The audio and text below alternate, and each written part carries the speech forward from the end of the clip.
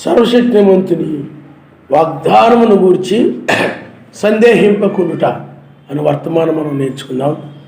సర్వశక్తిమంతుని వాగ్దానమును గూర్చి సందేహించకుండుట ఉన్నారా? మనము రోమిలకు రాసిన పత్రిక 4వ అధ్యాయము 17వ వచనం నుండి మనం చదువుకుందాం.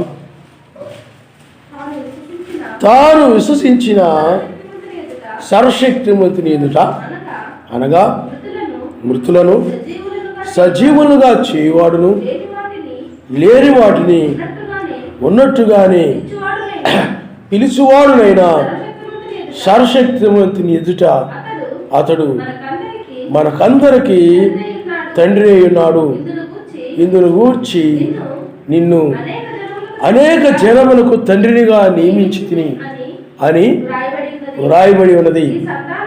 నీ సంతానము ఇలాగూ ఉండునని చెప్పిన దానిని బట్టి తాను అనేక జనములకు తండ్రి అగునట్లు నిరీక్షణకు ఆధారము లేనప్పుడే అతడు నిరీక్షణ కలిగి నమ్మెను. మరియు అతడు విశ్వాసమునందు బలహీనుడుగాక రమారమి 100 ఏండ్ల వయస్సు గలవాడయింది.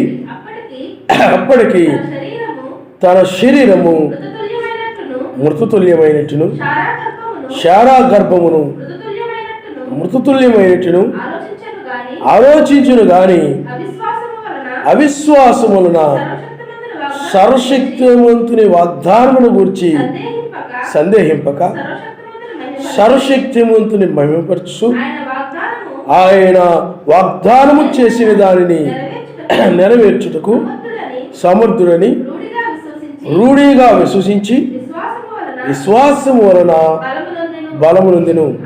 అందుచేత అది అతనికి నీతిగా ఎంచబడెను. అది అతనికి ఎంచబడినని అతని నిమిత్తము మాత్రమే కాదు కానీ మన ఎలోహిమైన మెస్సయ్యను మృతుల్లో నుండి లేపిన వారి యందు విశ్వాసం ఉంచిన మనకును ఎంచబడునని మన నిమిత్తము కూడా వ్రాయబడెను.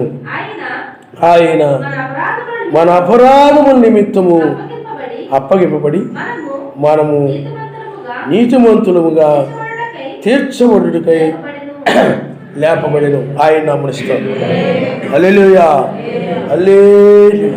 పిల్లారా, ఆయన యొక్క వాగ్దానమును అబ్రహాము గారు సందేహించలేదు. అవిశ్వాసం వలన ఆ సర్వశక్తిమంతుడు చేసిన వాగ్దానములను ఆయన సందేహించలేదు.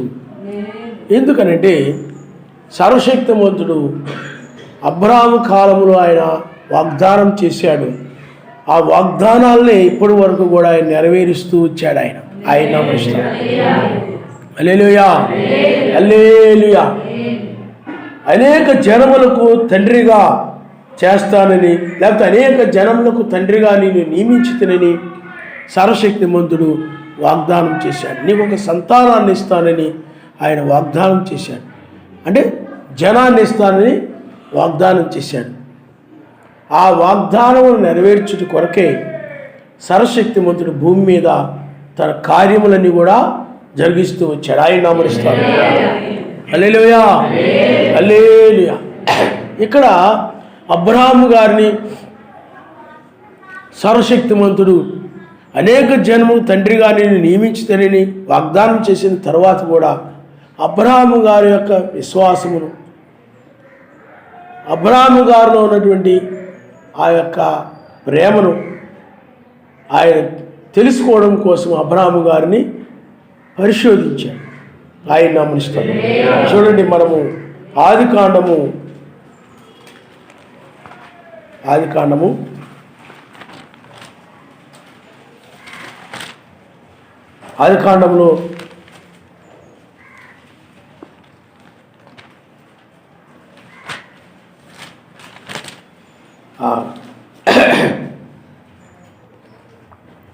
'ఆదికాండములో అక్కడ సర్వశక్తిమంతుడు ఆ ఒక్కగానేగా ఉన్నటువంటి ఆ యొక్క కుమారుని గురించి ఆయన 22వ అధ్యాయంలో 1వ వచనం 2వ వచనం మీరు ఒకసారి చదవండమ్మా, లేకపోతే 3వ వచనం కూడా మీరు చదవండి. ఆ సంగతులు జరిగిన తరువాత సర్వశక్తిమంతుడు అబ్రహామును పరిశోధించెను. ఎట్లనగా ఆయన అబ్రహామా అని పిలువగా అతడు చిత్తము ఎలోహిం అనెను. అప్పుడు ఆయన నీకు ఒక్కడై ఉన్న నీ కుమారుని అనగా నీవు ప్రేమించు ఇస్సాకును తీసుకొని మోరియా దేశమునకు వెళ్ళి అక్కడ నేను నీతో చెప్పబోవు పర్వతములలో ఒక దాని మీద దహన బలిగా అతన్ని అర్పించమని చెప్పెను. తెల్లవారినప్పుడు అబ్రహాము లేచి తన గాడిదకు గంతగట్టి తన పనివారిలో ఇద్దరిని తన కుమారులకు ఇస్సాకును వెంట పెట్టుకుని దహన బలి కొరకు కట్టెలు చీల్చి లేచి సర్వశక్తిమంతుడు తనతో చెప్పిన చోటుకి వెళ్ళెను. 3వ నాడు అబ్రహాము కనులెత్తి దూరం నుండి ఆ చోటు చూచి తన పనివారితో చూడండి, సర్వశక్తిమంతుడు అబ్రహాము గారిని ఎంత ప్రేమ కలిగిన వాడు, నేనంటే అసలు భయం ఎంత ఉందో, నా వాక్యానికి ఎంత భయపడతాడో, నా మాటకి ఎంత భయపడతాడో చూద్దామని అబ్రహాము గారు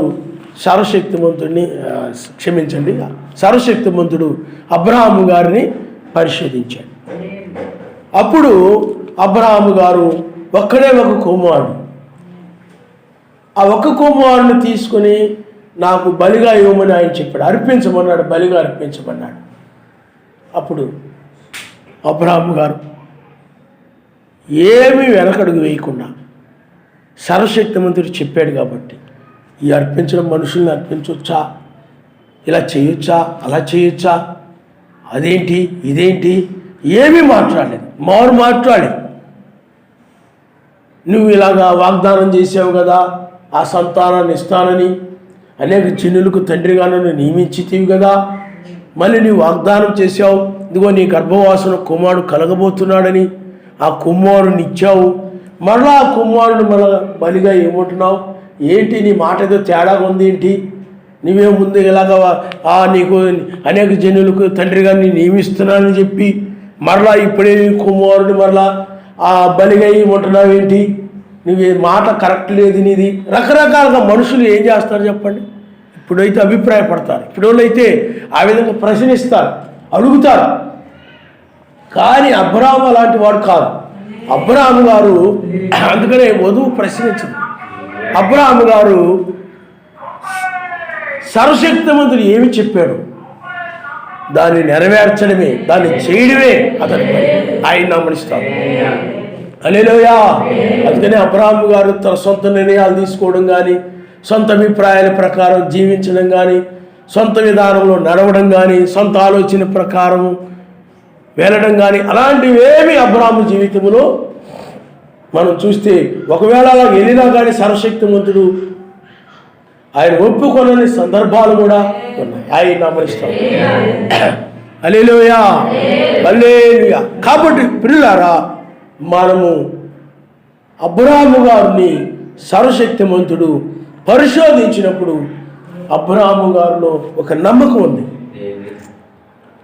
ఆయన ఒక్కగానొక్క కుమారుని బలిగా ఇవ్వమని చెప్పినప్పటికీ కూడా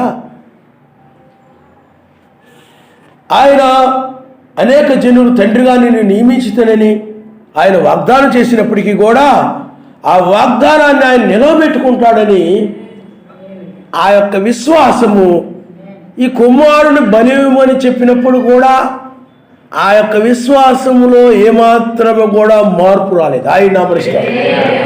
హల్లెలూయా. అవిశ్వాసంలో పడలేదు, సందేహించలేదు. ఇదేంటి, అనేక జనులకు తండ్రిగా నన్ను చేస్తా అన్నాడు ఆయన. ప్రపంచంలో అనేక మంది జనులకి, అన్ని జనుల్లో నుండి, అలాగే శారీరకంగా ఇస్సాకు ద్వారా సంతానము, ఇలాగ అనేక జనులకు తండ్రిగా అని చెప్పి మరలా ఇప్పుడు ఈ కుమారుడు ద్వారానే కదా వచ్చేది, వాగ్దానం మూలంగానే పుట్టాడు కదా, మరి ఈ కుమారుడు ద్వారానే జనులు వస్తారు కదా, మరి మెస్సయ్య కూడా అలాగే వచ్చాడు. ఆయన ఇస్సాకు అలాగా, చివరికి దావీదు కుటుంబంలో అలాగా ఆ విధంగా వచ్చాడు ఆయన. అప్పుడు ఎవరికైనా సందేహం కలుగుతుంది, అనేక జనులు తండ్రిగా నియమిస్తానని చెప్పి మరలా ఇప్పుడు కుమారుని బలివ్వమంటున్నాడనంటే మరి ఆ వాగ్దానం చేసిన వాగ్దానం ఆయన నెరవేరుస్తానంటారా? మరి కుమారుని బలిగా ఇచ్చేస్తే వాగ్దానం ఎలా నెరవేర్చబడుతుంది? అనేక మంది జనులకు తండ్రి నేను ఎలాగవుతాను, అయితే ఇక ఆ వాగ్దానం నెరవేర్చబడదేమో, అలాగేమో ఇలాగేమో అని ఏమీ సందేహించకుండా వాగ్దానం చేసిన వాడు సర్వశక్తిమంతుడు, ఆ వాగ్దానాన్ని ఆ మాటని నెరవేరుస్తాడు ఆయన అని ఆ నమ్మకము కుమారుని బలిగా అర్పించమని చెప్పినప్పటికీ కూడా ఆ యొక్క వాగ్దాన విషయంలో ఏ మాత్రము కూడా సందేహము లేకుండా అతడు ఉన్నాడు. ఆయన నామడిస్తాడు. హల్లెలూయా.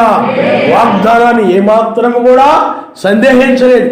అది జరుగుతుందో లేదోలే, ముందు ఆయన అన్నాడు కానీ ఇప్పుడు కుమారుడు బలిగా ఇవ్వమంటున్నాడు కదా, ఇంకేం జరుగుతుందిలే అని నిరుత్సాహపడలేదు. ఆయన నెరవేరుస్తాడు, ఆయన నామడిస్తాడు. హల్లెలూయా. అందువల్లనే ఆ కుమారుణ్ణి బలి ఇవ్వడానికి ఒక్కగానొక్క కుమారుడిని తీసుకుని వెళ్ళాడు.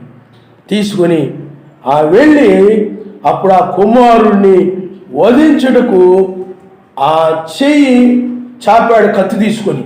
అప్పుడు యావే దూత పరలోకం నుండి అబ్రహామా అబ్రహామా అని పిలిచెను. అందుకతడు చిత్తము మెస్సయ్యా అని. అప్పుడు ఆయన ఈ చిన్నవాని మీద చేయి వేయకుము, అతను ఏమీ చేయకుము, నీకు ఒక్కడైనా నీ కుమారుణ్ణి నాకియ్య వెనుక తీయలేదు కనుక నీవు సర్వశక్తిమంతునికి భయపడేవాడు మరియు ఇందువలన నాకు కనబడుచున్నదనిను ఆయన నామనిస్తాడు. హల్లెలూయా. దీనిని బట్టి నీవు సర్వశక్తిమంతునికి భయపడేవాడివి, వాక్యానికి భయపడేవాడివి. వాక్యానికి భయపడి కుమారుని అర్పించమన్నా అర్పించేస్తాడు. కొంతమంది ఏం చేస్తారు చెప్పండి? ఒకవేళ అన్నాడు అనుకోండి ఈ రోజుల్లో, అంటే ఏం చేస్తారు చెప్పండి? నాకు ఒక్కగానొక్క కొడుకు, నేను అలాగ పెంచాను, వీడిని ఇలాగ పెంచాను, అలాగ చూశాను, ఇలాగ చూశాను, నేను ఆ స్వరం విన్నానేమో, ఆ దయ్యం స్వరమేమో, వీళ్ళు అంటారు ఈ స్వరమేమో, నువ్వు పొరపాటు నిన్నావేమో, నేను అర్పించను, అలాగే నువ్వు అయితే ఏమన్నావు చెప్పండి? వాక్యానికి భయపడవు, ఆయన చెప్పిన మాటకు భయపడకుండా నీవు ఇంకా ఆయన మీద సడుగుతావు, లేకపోతే ఆయన తిడతావు. లోకంలో అనేక మంది కొడుకులుంటే అనేక మందికి నా కొడుకే కావాలా ఆయనకి అని అంటావు నువ్వైతే.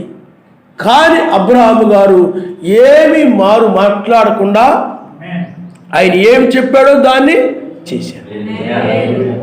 అంటే లోపడ్డాడు, భయపడ్డాడు, సర్వశక్తిమంతుని వాక్యమునకు భయపడ్డాడు. అయితే సర్వశక్తిమంతుడు అబ్రహాము గారు వాక్యానికి భయపడేవాడిని, వెనుక తీసేవాడు కాదని, నా మాట నేను ఏదైనా చెప్తే దానికి వెనకడుగు వేయకుండా దాన్ని నెరవేర్చేవాడిని అది రుజువు చేయబడింది. ఒక్కగానొక్క కుమారుడు కూడా అర్పించడానికి వెనకడుగు వేయలేదు ఆయన. అబ్రహాము గారు అంతగా సర్వశక్తిమంతునికి భయపడేవాడు. అంటే భయపడడం అంటే ఆయన వాక్యానికి, ఆయన మాటకే మీరిపోతే, ఆయన చెప్పినట్లు చేయకపోతే, ఆయన చెప్పిన మాటకు లోబడకపోతే సర్వశక్తిమంతుడికి నేను దూరం అయిపోతానేమో, ఏమండి ఆయన రాజ్యాన్ని పోగొట్టుకుంటానేమో, సర్వశక్తిమంతుడికి నేను దూరం అయిపోతానేమో నా భయం. అయితే అబ్రహాము గారు ప్రత్యక్షత కలిగిన వాడు కనుక ఒకవేళ కుమారుని అర్పించిన తిరిగి బ్రతికించగలడు, లేదా ఆ కుమారుణ్ణి ఆయన అర్పించకుండా ఏదైనా చేయగలడు. ఆయనకు అసాధ్యమైందేమీ లేదు అని అబ్రహాము గారికి నమ్మకం ఉంది. అబ్రహాము గారు అలాంటి నమ్మకం కలిగిన వాడు. ఏదో నామకార్థముగా క్రైస్తవుడు కాదు. అందుకనే వాడి జీవితాల్లో సర్వశక్తిమంతుని వాక్యమునకు లోబడ్డారు. ఆనాడు లోబడబట్టే అబ్రహాము గారు వాక్యానికి లోబడిన దానిని బట్టి ఇస్సాకు మెస్సయ్య యొక్క మరణమునకు పునరుద్ధానమునకు ఛాయగా ఉన్నాడు. ఆయన నామరిస్తాడు. హల్లెలూయా. అందుకనే మెస్సయ్యకి అక్కడ ఇస్సాకుకు బదులుగా అక్కడ ఒక పొటేలు అర్పించబడింది. ఇదిగో ఆ పొదలో కనపడతా ఉన్నాయి. నీ కుమారునికి బదులుగా ఆ పొటేలుని అర్పించమన్నాడు. దీనిని బట్టి నీవు నాకు భయపడేవాడు అని, నా వాక్యమునకు భయపడేవాడు, నా మాటకు భయపడేవాడు అని. అందువల్ల సర్వశక్తిమంతుని మాటని ఎవరు ఎదిరించి బ్రతకలేరు. సర్వశక్తిమంతుని వాక్యాన్ని మీరి ఎవరు జీవించలేరు. ఆయన వాక్యమును నెరవేరిస్తేనే నువ్వు నిత్య జీవాన్ని పొందుకుంటావు. ఆయన మాటని మీరిపోయి నీ విచ్చలవిడిగా ఇష్టం వచ్చినట్టు జీవిస్తూ అడవి గాడిద వలె నడుస్తూ ఉన్నట్లయితే నువ్వు సర్వశక్తిమంతుల భయభక్తులు లేనివాడు. కాబట్టి ఆయన ఉగ్రత నీ మీద ఉంటుంది. నువ్వు అనుకుంటున్నావు ఆయన చిత్త ప్రకారం నడవకుండా, ఆయన మాటల ప్రకారం నడవకుండా నువ్వేదో మామూలుగా నామకార్థంగా వచ్చేది మందిరంలో కూర్చుంటే ఆయన కోపము నీ మీద లేదనుకుంటున్నావేమో. అందుకని ఆ కోపం తొలగిపోవాలంటే ఒకటే మార్గము, ఆయన విషయంలో పశ్చాత్తాపడడం. నీ అపరాధం బట్టి, నీ దోషములను బట్టి ఆయన సన్నిధిలో పశ్చాత్తాపడము, అలాంటి వాటిని విసర్జించి ఆయన చిత్త ప్రకారం నడిస్తేనే ఆయన నమ్మష్టం. హల్లెలూయా.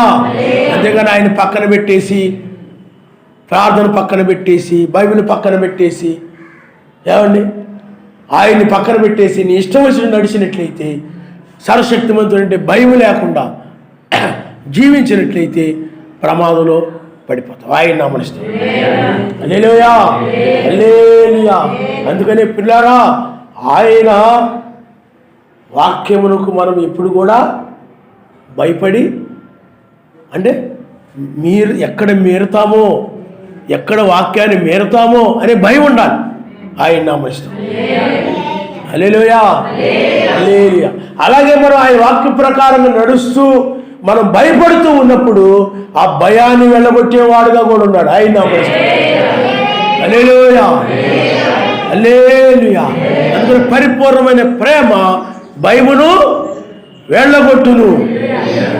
ఇప్పుడు ఆయన ప్రేమ మనలో ఉన్న భయాన్ని వెళ్ళగొడుతుంది. ఇప్పుడు నేను విడిచిపెట్టబడతానేమో, ఉగ్రతలో పడిపోతానేమో అనే భయం అంతా కూడా ఆయన ప్రేమతో నీవు ఆ వాక్యమును నడుస్తూ ఉన్న దానిని బట్టి నీలో ఆ భయం అంతా పోయి నేను ఎత్తబడతాననే ధైర్యం వచ్చేస్తాను, నేను కొనుక్కోబడతాననే ధైర్యము వస్తా. ఆ ప్రేమే, పరిపూర్ణమైన ప్రేమ ఏం చేస్తుందంటే నీకు ఎత్తబడతాననే ధైర్యాన్ని ఇచ్చి ఆ భయాన్ని నీలో వెళ్ళకూడదు. ఆ పరిపూర్ణమైన ప్రేమ కలిగి ఉన్నప్పుడు వాక్యం కోసం నిలబడతాం. 3 యూదులు అలాగే నిలబడ్డారు.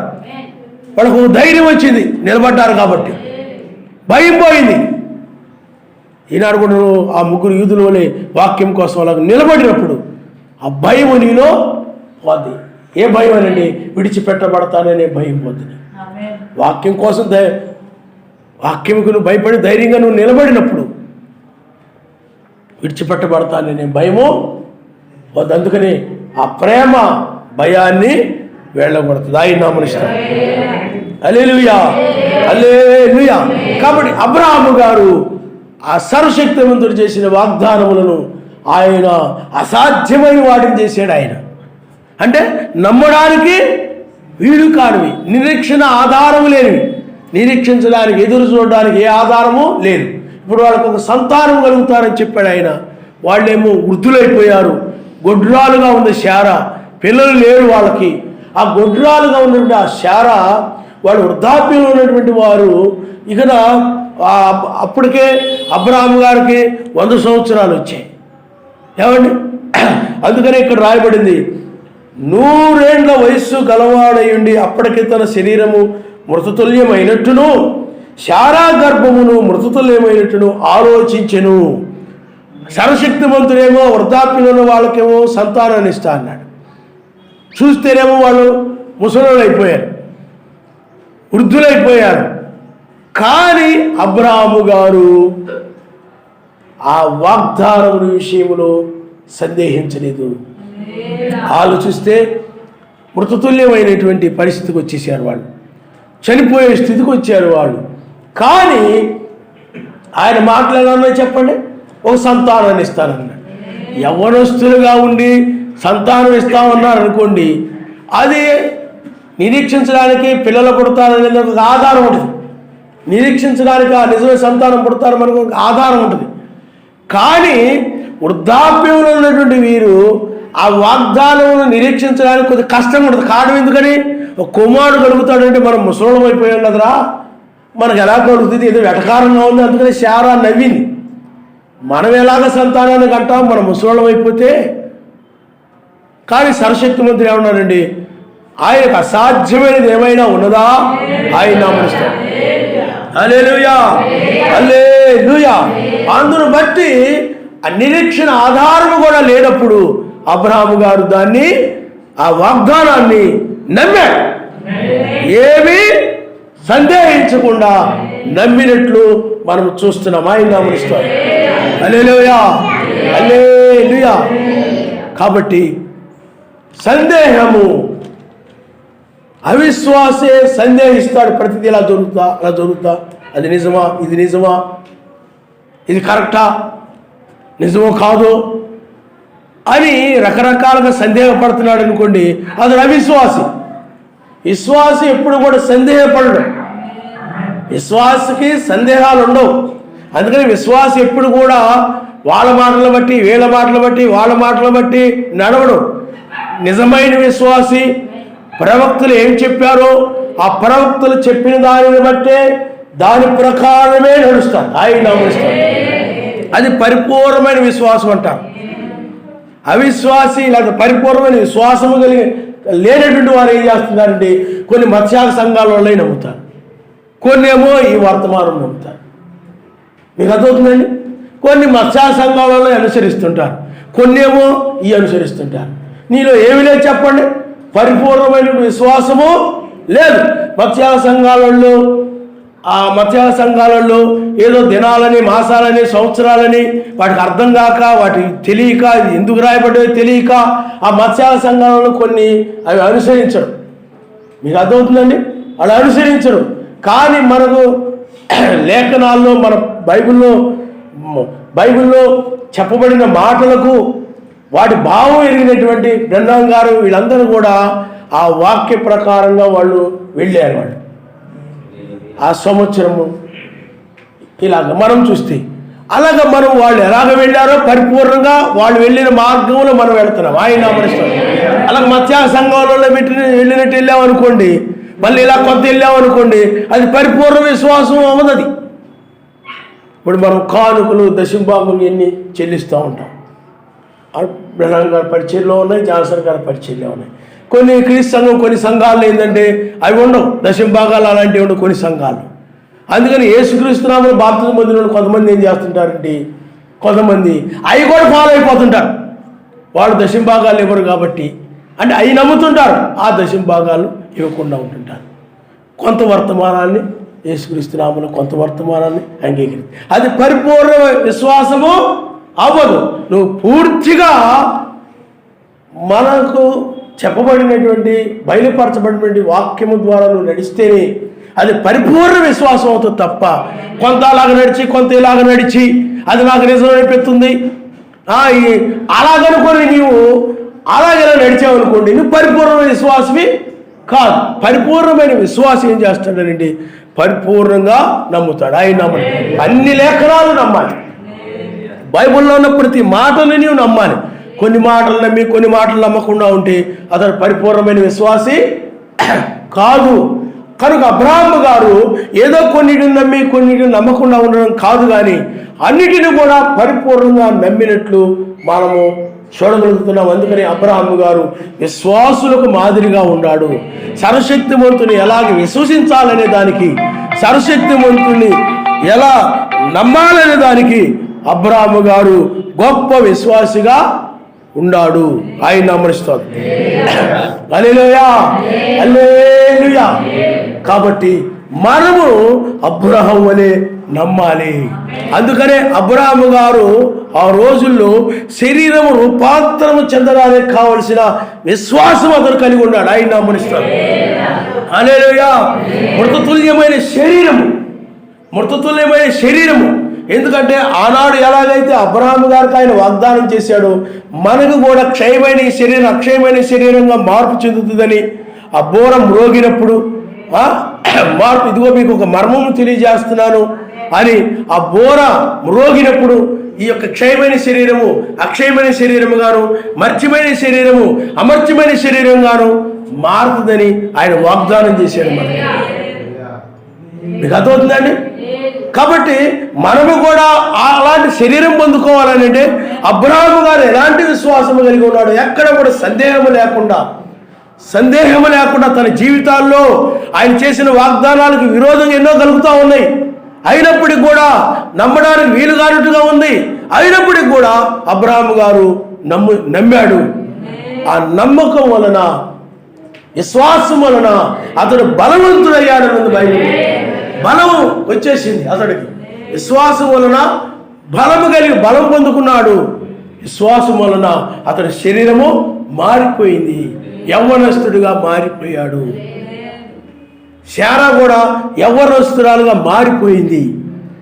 వారు ఆ యవ్వన వయసులో ఆ తర్వాత ఆ యొక్క ఇస్సాకుని కన్నారు. అందుకని ఇస్సాకు ఆయన యొక్క రాకడకు సాదృశ్యంగా ఉంది. ఆయన నామరిస్తాడు. హల్లెలూయా. అంటే మెస్సీకి పోలిక. అందుకని అబ్రాహాము శారా శరీరాలు మారాకే ఇస్సాకును చూశారు. సేమ్ మనము కూడా మన శరీరంలో మారాకే మెస్సీని మధ్యాకాశంలో కలుసుకుంటాం. ఆయన నామరిస్తాడు. హల్లెలూయా. కాబట్టి అక్కడ అబ్రహాము గారి శరీరము మారడానికి కారణం ఏమిటంటే విశ్వాసమే. నీ శరీరము కూడా మార్పు చెందాలనంటే విశ్వాసమే. అది జరుగుతుందా అని అంటే జరుగుతుంది. ఈ శరీరం మారుతుంది, నిజమేనా? జరుగుతుందా? ఏదో ఆయన నమ్ముకుంటామని అలా చెప్పారు బైబిల్లో. ఏదో ఆయన నమ్ముకొని ఏదో ఆరాధిస్తామని ఈ మర్చిమైన శరీరం అమర్చిమైన శరీరంగా మారుతుందని ఏదో అలాంటివి చెప్పబడ్డాయి. కానీ అవన్నీ జరుగుతాయా ఏంటి? ఏదో గుడ్డిగా వీళ్ళు నమ్ముతున్నారు కానీ అని నీవు సందేహించవచ్చేమో. కానీ అబ్రహాము గారు ఏమీ సందేహించలేదు. అది మార్పు చెందుతుంది ఆ శరీరం. అందుకనే వృద్ధులుగా ఉన్న వారంతా కూడా ఆ శరీరము మారిపోయినప్పుడు ఆ కండలేని శరీరము, ఆ యొక్క శరీరము ఎముకలు కంటుకుపోయింది. ఆ యొక్క కడుపు అనగా పొట్ట లోపలికి పీక్కుపోయి అలాగా ఎముకలు కనపడతా ఉన్నాయి వాళ్ళకి. ఈ దవడలు కూడా లోపలికి పీక్కుపోయాయి. పక్కన ఉన్నటువంటి ఈవడేమైపోయినాయి చెప్పండి? ముసలు అయిపోయినప్పుడు లోపలికి పీక్కుపోతాయి. అంటే కండ అనేది ఉండదు, చర్మం మాత్రమే, చర్మము ఎముకలు మాత్రమే ఉంటాయి ముసలోళ్ళకి. ఆ విధంగా తయారైపోయిన శరీరం కాస్త మరల కండలు కలిగిన శరీరముగా మారిపోయింది, బలము కలిగిన శరీరంగా మారిపోయింది. ఏమండి? మళ్ళీ యవనస్తులుగా మారిపోయాడు. మారిపోయిన తరువాత మరలా అతడు శారా చనిపోయినప్పుడు కెతురాని వివాహం చేసుకున్నాడు. ఆయన నామరిస్తారు. హల్లెలూయా. అంటే మరి యవనస్తులుగా మారినట్టే కదా అర్థం అది. కాబట్టి నీ శరీరము కూడా మారాలనంటే నీవు కూడా అబ్రహాము కలిగి ఉన్నటువంటి విశ్వాసము కలిగి ఉండాలి. అందుకనే అబ్రహాము చూడండి, అబ్రహాము గురించి సర్వశక్తిమంతుని మహిమపరిచి అవిశ్వాసం వల్ల సర్వశక్తిమంతుని వాగ్దానం గురించి సందేహింపక సర్వశక్తిమంతుని మహిమపరిచి ఆయన వాగ్దానం చేసిన దాన్ని నెరవేర్చుటకు సమర్థుడు అని రూఢిగా విశ్వసించి విశ్వాసం వలన బలము పొందెను. ఆయన నామనిస్తాడు. ఆయన సమర్థుడు. ఇది మనము గ్రహించాలి. ఆయన సామర్థ్యము కలిగిన వాడు, సమర్థుడు. కొన్నిసార్లు మనం అంటాం ఈ పని వాళ్ళు వీళ్ళు చేయలేరు, ఫలానా అయితే చేయగలరు, దానికి సమర్థుడు అంటారు కొంతమంది. మీకు అర్థమవుతుందండి? అది ఎవరి వల్ల కాదు. అలాగే సర్వశక్తిమంతుడు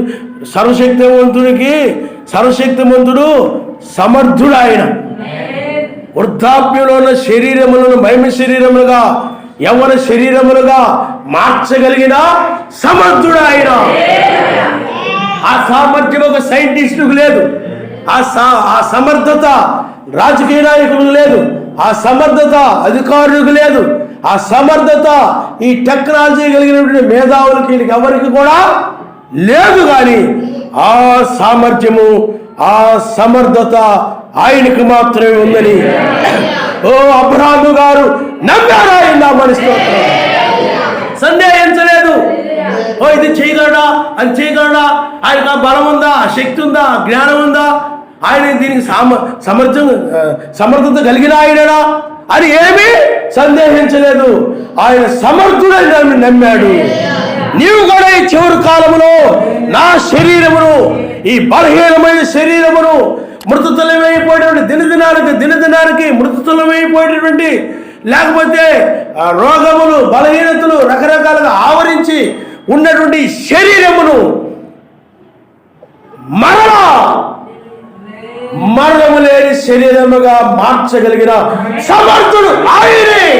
ఆయన ఆ సామర్థ్యము ఆయన ఉన్నదని మనము నమ్ముతున్నాం. ఆయన నమ్ముతాం. హల్లెలూయా, హల్లెలూయా. ఓ ఆ రోజుల్లో ఆ సైంటిస్టులు మొట్టమొదటి చక్రాన్ని కనుగొన్నారు. ఒకప్పుడు బరువులు మోసేవారు. ఆ మనుషులు ఆ బరువులు భుజాల మీద పెట్టుకొని బరువులు మోసేవారు. ఆ చక్రాలు వచ్చిన తర్వాత ఆ బళ్ళు వచ్చాయి, సైకిళ్ళు వచ్చాయి, కార్లు వచ్చాయి. ఆ చక్రాలు లేకపోతే ఒక కారు ముందుకెళ్ళదు, ఒక బండి ముందుకెళ్ళదు, ఒక సైకిల్ ముందుకెళ్ళదు. చాలా మిషన్లు చక్రాల వల్లే పనిచేస్తూ ఉంటాయి. మనం ఫ్యాక్టరీలో వీటిలో మనం చూస్తే పిల్లరా, ఆ జ్ఞానాన్ని మానవుడు కలిగి ఆ చక్రము కనుగొన్న దగ్గరుండి డెవలప్ అయ్యిందని చెప్తూ ఉంటారు ప్రపంచం. కానీ పిల్లరా, వారికి అవి ఇవి తయారు చేయగలిగినటువంటి, పైకి శాటిలైట్ను పంపగలిగినటువంటి, లేకపోతే ర్యాకెట్స్ను పంపగలిగినటువంటి ఆ యొక్క సెల్ ఫోన్లు, లేకపోతే రకరకాల వాటిని కనుగొనగలిగినటువంటి సామర్థ్యం ఉండొచ్చేమో, సమర్థత ఉండొచ్చేమో, కానీ మరణాన్ని జయించగలిగిన సమర్థత కలిగిన వాడు ఆయన మాత్రమే. హల్లెలూయా, హల్లెలూయా. ఆయన సమర్థుడు. నువ్వు సేవించుతున్న ఆయనకి సమస్తము సాధ్యమే. ఆయన సమర్థత కలిగిన వాడు. నీ వలె నా వలె ఆయన ఏదో ఒక బలహీనుడు కాదు, బలహీన శరీరము కలిగిన వాడు కాదు, బలహీనమైన జ్ఞానము కలిగిన వాడు కాదు. ఈ మనుషుల వలె కాదు ఆయన, ఈ మనుషుల వలె కాదు ఆయన, మానవుల వలె కాదు ఆయన. ఆయన సమర్థుడు. నీ రోగమును స్వస్థపరచగలిగిన సమర్థుడు ఆయన. నీ కన్నుని మరలా తిరిగి ఇవ్వగలిగిన సమర్థుడు ఆయన. నీ శరీరంలో ఒక అవయవం పాడైపోతే తిరిగి మరలా మామూలు అవయముగా దాన్ని మార్చగలిగిన సమర్థుడు ఆయన. ఆ యొక్క విశ్వాసము కావాలి నా నాయన. హల్లెలూయా. ఆయన చేయగలను నమ్మినట్లయితే ఆయన చేయగలడు. అబ్రహాము ఆ విధంగా నమ్మాడు. ఓ లాజరు చనిపోయాడు, అతడు సమాధిలో ఉన్నాడు. అందరూ అనుకున్నారు ఇక్కడ అతడు చనిపోయాడు, తిరిగి బ్రతకడు, ఇంకా అతను బ్రతికించగలిగిన సామర్థ్యం ఎవరికి లేదనుకున్నారు. కానీ మరణించినటువంటి ఆయన ఆ లాజరుని బ్రతికించగలిగిన సమర్థత ఆయనకుంది, శక్తి ఆయనకుంది, బలము ఆయనకుంది. ఓ ఆ బలమును బట్టి, ఆ శక్తిని బట్టి, ఓ ఆ బలవంతుడు, ఆ శక్తిమంతుడు లాజరును మరలా తిరిగి బ్రతికించాడు. ఆయన నామస్తోత్రం. హల్లెలూయా. అందుకనే వాగ్దానం చేసిన దాన్ని నెరవేర్చుటకు ఆయన సమర్థుడు. నీ మహిమ శరీరాన్ని ఇస్తానని వాగ్దానం చేశాడు, దానిని నెరవేర్చగలిగిన సమర్థుడు ఆయనే. ఆ సమర్థుడని విశ్వాసం వలన అబ్రహాము గారు బలము పొందారని ఆయన నామస్తోత్రం. హల్లెలూయా. నీకు ఆ సామర్థ్యం లేదని, సైంటిస్టులకు ఆ సామర్థ్యం లేదని, డాక్టర్లకు ఆ సామర్థ్యం లేదని, అంతగా వైద్య శాస్త్రము అభివృద్ధి చెందలేదని నువ్వు అనుకోవచ్చు. వీళ్ళకి లేకపోవచ్చు, ఆయనకు ఆ సామర్థ్యం ఉంది. ఎందుకంటే ఆయనే సమస్తము సృష్టించినవాడు. నిన్ను సృష్టించినవాడు ఆయనే, జీవరాశులు సృష్టించినవాడు ఆయనే. ప్రతి జీవి కూడా ఆయన వల్లే బ్రతుకుతా ఉంది. ఆయన వల్లే అవి రెక్కలాడిస్తూ ఉన్నాయి, నీరు త్రాగుతూ ఉన్నాయి, అవి చూస్తూ ఉన్నాయి, వినగలుగుతున్నాయి, మాట్లాడగలుగుతున్నాయి. అవి జీర్ణించుకోగలుగుతున్నాయి, ప్రతిదీ జరుగుతూ ఉన్నదనంటే ఆయన వలని ఆయన నమ్మిస్తాడు. హల్లెలూయా, హల్లెలూయా. కాబట్టి పిల్లారా, ఆయన సమర్థుడని నువ్వు నమ్మాలి. ఆయనకి అసాధ్యమైనది ఏమీ కాదు. నువ్వు నమ్మాలి. నువ్వు ఈ శరీరం మారాలంటే ఆ శరీరం మార్పుకు సంబంధించిన విశ్వాసము, నీ విశ్వాసమే నిన్ను స్వస్థపరుస్తుంది. బైబిల్ నీ విశ్వాసమే, అబ్రాహాము యొక్క విశ్వాసమే సమర్థుడిని నమ్మాడు కాబట్టి అబ్రాహాము యొక్క విశ్వాసమే అబ్రాహాము యొక్క శరీరమును మార్చింది. ఎవరెవరో విశ్వాసము కాదు, ఎవరెవరో నమ్మకాలు కాదు. నీ నమ్మకమే నీ శరీరాన్ని మారుస్తుంది. నీ విశ్వాసమే నీ శరీరాన్ని మారుస్తుంది. నువ్వు ఆయన సమర్థులని నమ్మాలి. ఆయనకు అసాధ్యమైందేమీ లేదు. కాబట్టి ఆ విధంగా అబ్రాహాము గారు ఆయన సమర్థుడని నమ్మాడు. యెహోషువ కాలంలో మనం చూస్తే యెహోషువ నమ్మాడు. సూర్యుని నిలుపు చేయగలిగిన సమర్థుడు ఆయనే, చంద్రుడిని నిలుపు చేయగలిగిన సమర్థుడు ఆయనే. ఇంకా ప్రపంచంలో ఇంతవరకు ఎవరు కూడా సూర్యుని నిలుపు చేయలేకపోయారు, చంద్రుడిని నిలుపు చేయలేకపోయారు. ఆ సూర్యుడు ఆ చంద్రుడు అలాగే నెల తిరగకుండా అలాగ ఆగిపోయాడు. అది ఆయన చేయగలడు, అది ఆయన చేశాడు. ఆయన అమలుస్తాడు. హల్లెలూయా. యెహోషువ నమ్మకమే అది జరిగించింది.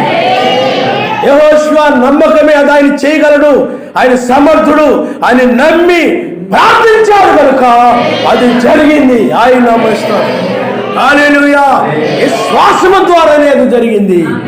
ఏ సైంటిస్ట్ ఒక సూర్యుని ఆపు చేయలేడు, ఒక చంద్రుడిని నిలుపు చేయలేడు, ఏ టెక్నాలజీ కూడా ఆ విధంగా చేయలేదు. కానీ ఆయన చేయగలడు. ఆయన సర్వము వ్యాపించి ఉన్నవాడు.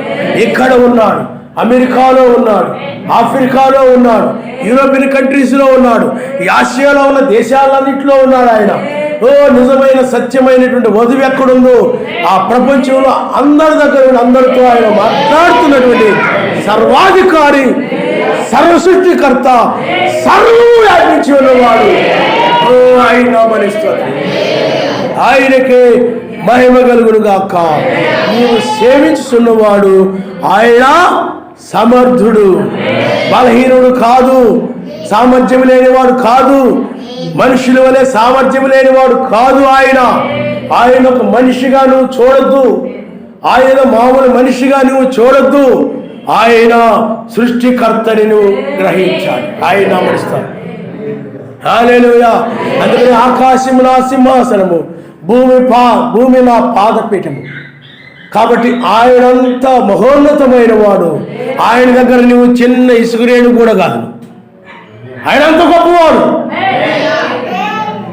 ఆయనంత ఉన్నతమైన వాడు. ఆయన లేకుండా ఏది రాలేదు, ఆయన అనుమతి లేకుండా ఏది జరగదు. ప్రతిదీ కూడా ఆయన చిత్త ప్రకారమే జరుగుతూ ఉంటుంది. ఇక్కడ ఆయన చిత్తాన్ని జరిగిస్తున్న రీతిగానే పిల్లారా, లౌదీ సంఘకాలంలో కూడా ఆయన ఇదే విధంగా జరిగించాడు తన చిత్తాన్ని. ప్రతి కాలంలో కూడా ఆయన చిత్త ప్రకారంగానే ఆయన చిత్తాన్ని, ఆయన ఇష్టమును, ఆయన యొక్క వాక్యము, ఆయన చిత్తము, ఆయన చిత్తాన్ని నెరవేర్చుకునేవాడుగా ఉన్నాడు. ఆయన అమరుస్తాడు.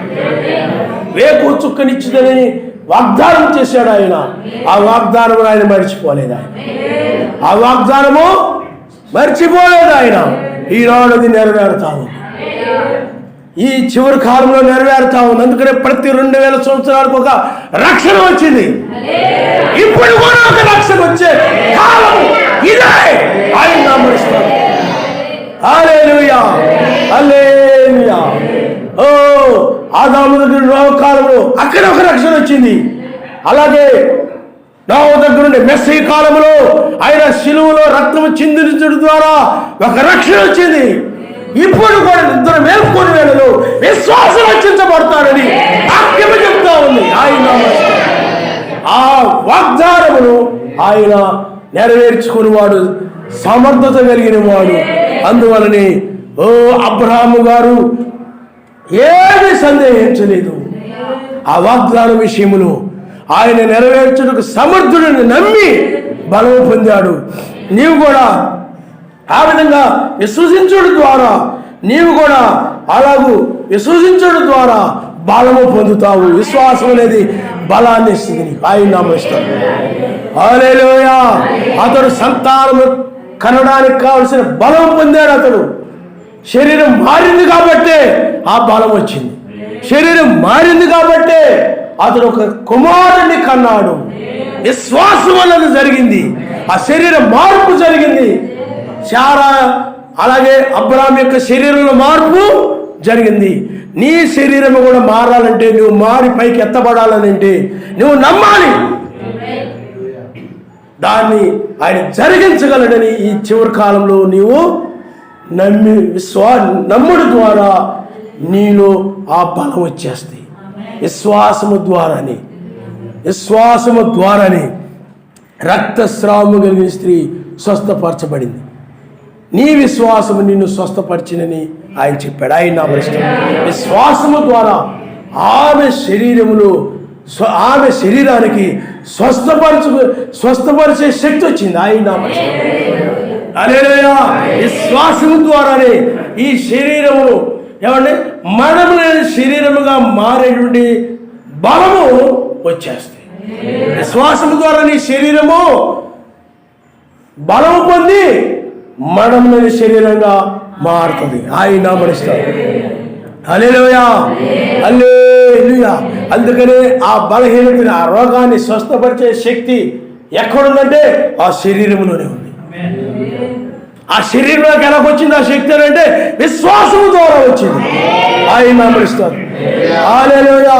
అబ్రాహాము గారు కూడా విశ్వాసము ద్వారా యవ్వనస్తుడిగా ఉన్నప్పుడు ఆ బలము, ఆ శక్తి ఏమండి మరలా వచ్చేసింది ఆ శరీరంలో. తిరిగి మరలా ఆ శరీరం ఏమైపోయింది చెప్పండి? బలం పొందుకుంది, శక్తి పొందుకుంది. నీ శరీరం కూడా ఆ విధంగానే మారుతుంది. ఏదో వస్తున్నాను వెళ్తున్నాను అనేది కాదు. నీవు నమ్మాలి ఆయన చేయగలడని, ఆయన సమర్థుడని. వాగ్దానము నెరవేర్చగలిగిన సమర్థుడు. ఆయనకు అసాధ్యమైంది ఏమి కూడా లేదు. ఆయన నమ్ముస్తాడు. హల్లెలూయా. ఏమి సందేహం ఉండకూడదు. నీ లోకమంతం కాబోతుంది, ఉగ్రత రాబోతుంది అని అంటే నువ్వు సందేహిస్తున్నావేమో. మోషేలను రంగం మీదకి రాబోతున్నారంటే ఇంకా నువ్వు ఆ ఏదేనులో అమ్మవలే ఇది నిజమా, ఇది కరెక్టేనా, ఇది వాస్తవేనా, ఏదో ఎన్ని చేస్తున్నావు, వెళ్తున్నావు, చదువుతున్నావు, జరుగుతుందంటావా అని నీలో ఉందంటే నీవింకా అవిశ్వాసము ద్వారా సందేహంలో ఉన్నావు అర్థం. ఇది జరుగుతుందా ఏమండి? ఇది జరుగుతుందా? చాలా మంది ఏదేదో చెప్తున్నారు కదా ఆయన రెండవ రాకడ గురించి, ఇలాగ టీవీల్లో వాటిలో వీటిలో దంచేస్తా ఉన్నారు కదా, ఎప్పుడు నుండో వింటున్నాం కదా, ఏమి జరగడం లేదు కదా. ఇప్పుడు కూడా వాస్తవేనా? ఏమో ఆయన అలా చెప్తుంటాడులే, ఆయన పనేది కాబట్టి మనం లోకాశలు కలిగి లోక మనసు కలిగి మిగతా వాళ్ళు ఎలా జీవిస్తుంటారో అలాగే జీవిస్తూ ఉంటానని నీవు ఈ వర్తమానమును సందేహిస్తూ, ఈ కాలాన్ని సందేహిస్తూ, ఈ వాగ్దానమును సందేహిస్తూ అవిశ్వాసం వల్ల నీవింకా లోకం మీద మనసు కలిగి ఉన్నావేమో. ప్రమాదంలో పడతావు సమాని. ఉగ్రత నీ మీదకి వచ్చేస్తే నువ్వు దాని నుండి తప్పించుకోవాలంటే నీ విశ్వాసము ద్వారా నేను తప్పించుకోగలను. నీ భర్త విశ్వాసము ద్వారా కాదు, నీ భార్య విశ్వాసము ద్వారా కాదు, నీ పిల్లల విశ్వాసము ద్వారా కాదు, నీ తల్లిదండ్రుల విశ్వాసము ద్వారా కాదు, నీ విశ్వాసమే నీ శరీరాన్ని మారుస్తుంది. హల్లెలూయా. హల్లెలూయా. కాబట్టి పిల్లరా ఆలోచన చేయండి, ఏమీ సందేహించకూడదు, అది జరుగుతుంది.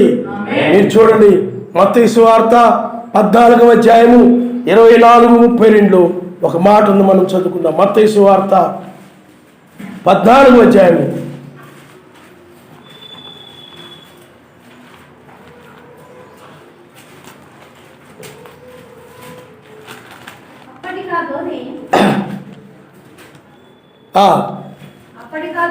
అప్పటికా దోనె గాలి ఎదురైనందున అలల వల్ల కొట్టబడుచుండెను. రాత్రి 4వ జామున ఆయన సముద్రం మీద నడుస్తూ వారి యొద్దకు వచ్చెను. ఆయన సముద్రం మీద నడుచు శిష్యులు చూచి తొందరపడి భూతమని చెప్పుకొని భయం చేత కేకలు వేసి వెంటనే మెస్సయ్యా ధైర్యం తెచ్చుకొనుడి, నేనే, భయపడకుడని వారితో చెప్పగా పేతురు ఎలోహిం నీవే అయితే నీళ్ల మీద నడిచి నీ వద్దకు వచ్చుటకు నాకు సెలవుమని ఆయనతో నేను. ఆయన నమ్మనగానే పేతురు దోణి దిగి మెస్సయ్యనందుకు వెళ్ళుటకు నీళ్ల మీద నడిచాడు గాని గాలిని చూచి భయపడి మునిగిపోసాగి ఎలోహిం నన్ను రక్షించమని కేకలు వేసిన. వెంటనే మెస్సయ్య చేయి చాపి అతను పట్టుకొని అల్ప విశ్వాసి ఎందుకు సందేహపడుతువని అతనితో చెప్పెను. వారు దోణి ఎక్కినప్పుడు గాలి అడిగను. అంతటా దోణిలో వారు వచ్చి నీవు నిజముగా సర్వశక్తిమంతుని కుమారుడు అని చెప్పి ఆయనకి మొక్కారు. ఆయన నమస్కారం. హల్లెలూయా, హల్లెలూయా. రాత్రి యొక్క 4వ జాములో మెస్సయ్య ఆ యొక్క సముద్రం మీద నడుస్తూ వస్తున్నాడు. ఆయన 4వ జాములో ఆయన సముద్రం మీద నడుస్తూ వస్తున్నప్పుడు పేతురు గారు కూడా ఆయన ఎలాగైతే నీటి మీద నడుస్తున్నాడో నేను కూడా అలాగే నీటి మీద నడవాలి, ఆ సముద్రం మీద నడవాలి అని, ఎందుకంటే ఆ విధంగా నడవగలిగిన సమర్థుడు ఆయన. ఆయన గమనిస్తాడు. నువ్వు నడవగలవా? నువ్వు నడవే. నువ్వు నీటి మీద నడవగలవా? కొంతమంది ఊపిరి బిగబెట్టేసి అప్పుడు తేలికైపోతారు. ఊపిరి బిగబెట్టడం ద్వారా కొన్ని సాధన చేసి అప్పుడు నీళ్ళ మీద పడుకొని అలా తేలిపోతూ ఉంటారు. అప్పుడు ఎండిపోయిన ఆ యొక్క చెట్టు కొమ్మెలాగో వాడు కూడా అలా అయిపోతారు. అలా అయిపోతారు అంటే ఊపిరి బిగబెట్టేస్తారు, తేలికైపోతారు, నీళ్ళ మీద తేలుతూ ఉంటారు. కొంత సన్యాసం ఆ విధంగా చేస్తూ ఉంటారు. కానీ నీటి మీద నడవలేరు వాళ్ళు. మీకు అర్థమవుతుందండి? మ్యాజిక్ చేసేవాళ్ళు ఉంటారు కొంతమంది. నీళ్ళ లోపల కనపడకుండా గాజు గ్లాసు తోటి వంతినలాగా నీళ్ళ లోపల వేసుకొని దాని మీద నడుస్తుంటారు. అందరూ చూసి నీళ్ళ మీద నడుస్తున్నారు అనుకుంటుంటారు. కానీ ఎవరికి అది సాధ్యము కాదు. ఆ సామర్థ్యం ఎవరికి లేదు. ఆయన మాత్రమే ఆ సమర్థత కలిగిన వాడు. ఆయన హల్లెలూయా, హల్లెలూయా. అప్పుడు లాజరు కూడా క్షమించండి, పేతురు కూడా నీవే అయితే, నీవే మెస్సయ్య అయితే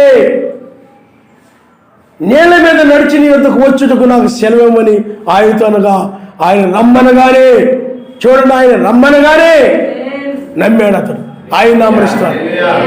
హల్లెలూయా, హల్లెలూయా. నమ్మి ఆ నీటి మీద నడుచుకుంటూ వెళుతున్నాడు.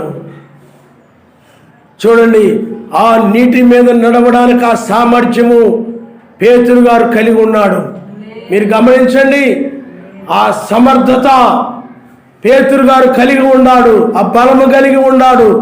ఏ విధంగా వచ్చిందనంటే ఆయన నమ్మడం వలన అది జరిగింది. ఆయన ఆ శరీరానికి ఆ శక్తి వచ్చింది, ఆ శరీరానికి ఆ బలం వచ్చింది. మెస్స యొక్క మాటను నమ్మాడు కాబట్టి, మెస్స యొక్క మాటను నమ్మి ఏమండి ఆ విధంగా నడిచాడు కాబట్టి అది జరుగుతుందని, నేను నడవగలనని, ఆయన వలె నడవగలనని ఒక విశ్వాసమును బట్టి అతడు నడవగలిగాడు. ఆయన హల్లెలూయా. నీటి మీద నడవగలిగిన బలం ఎక్కడి నుంచి వచ్చింది చెప్పండి? సాధన చేయడం ద్వారా కాదు, ఏదో పట్టీలు కొట్టడం ద్వారా కాదు, నీళ్ళల్లో తిరగబడి బోర్లబడి ఎలికలబడి ఏదో సాధన చేయడం ద్వారా కాదది, విశ్వాసము ద్వారా వచ్చింది. ఇప్పుడు కూడా దాన్ని ఆయన చేయగలడు. కానీ అది ఈ కాలము కాదు. ఆయన నమరిస్తుంది. ఆ కాలంలో అవి ఏ కాలంలో ఏం చేయాలో ఆయనకి తెలుసు, ఏ కాలంలో ఏమి చేయాలో ఆయనకి తెలుసు. ఆ కాలంలో ఆయన ఆ విధంగా చేశాడు. ఆ విధంగా తుఫానుల్ని లేకపోతే ఆ యొక్క నీటిని గద్దించాడు, రోగులు స్వస్థపరిచాడు, చనిపోయిన వారిని తిరిగి లేపాడు. ఎన్నో గొప్ప కార్యాలు చేశాడు ఆయన. ఆయన సమర్థుడని రుజువు చేసుకున్నాడు. మరణమును జయించి తిరిగి లేచినటువంటి సమర్థుడు ఆయన. అలాగే లాజరు కూడా నీటి మీద ఆ విధంగా నడుస్తూ వస్తున్నాడు. ఆ సమర్థత విశ్వాసం వల్ల కలిగింది.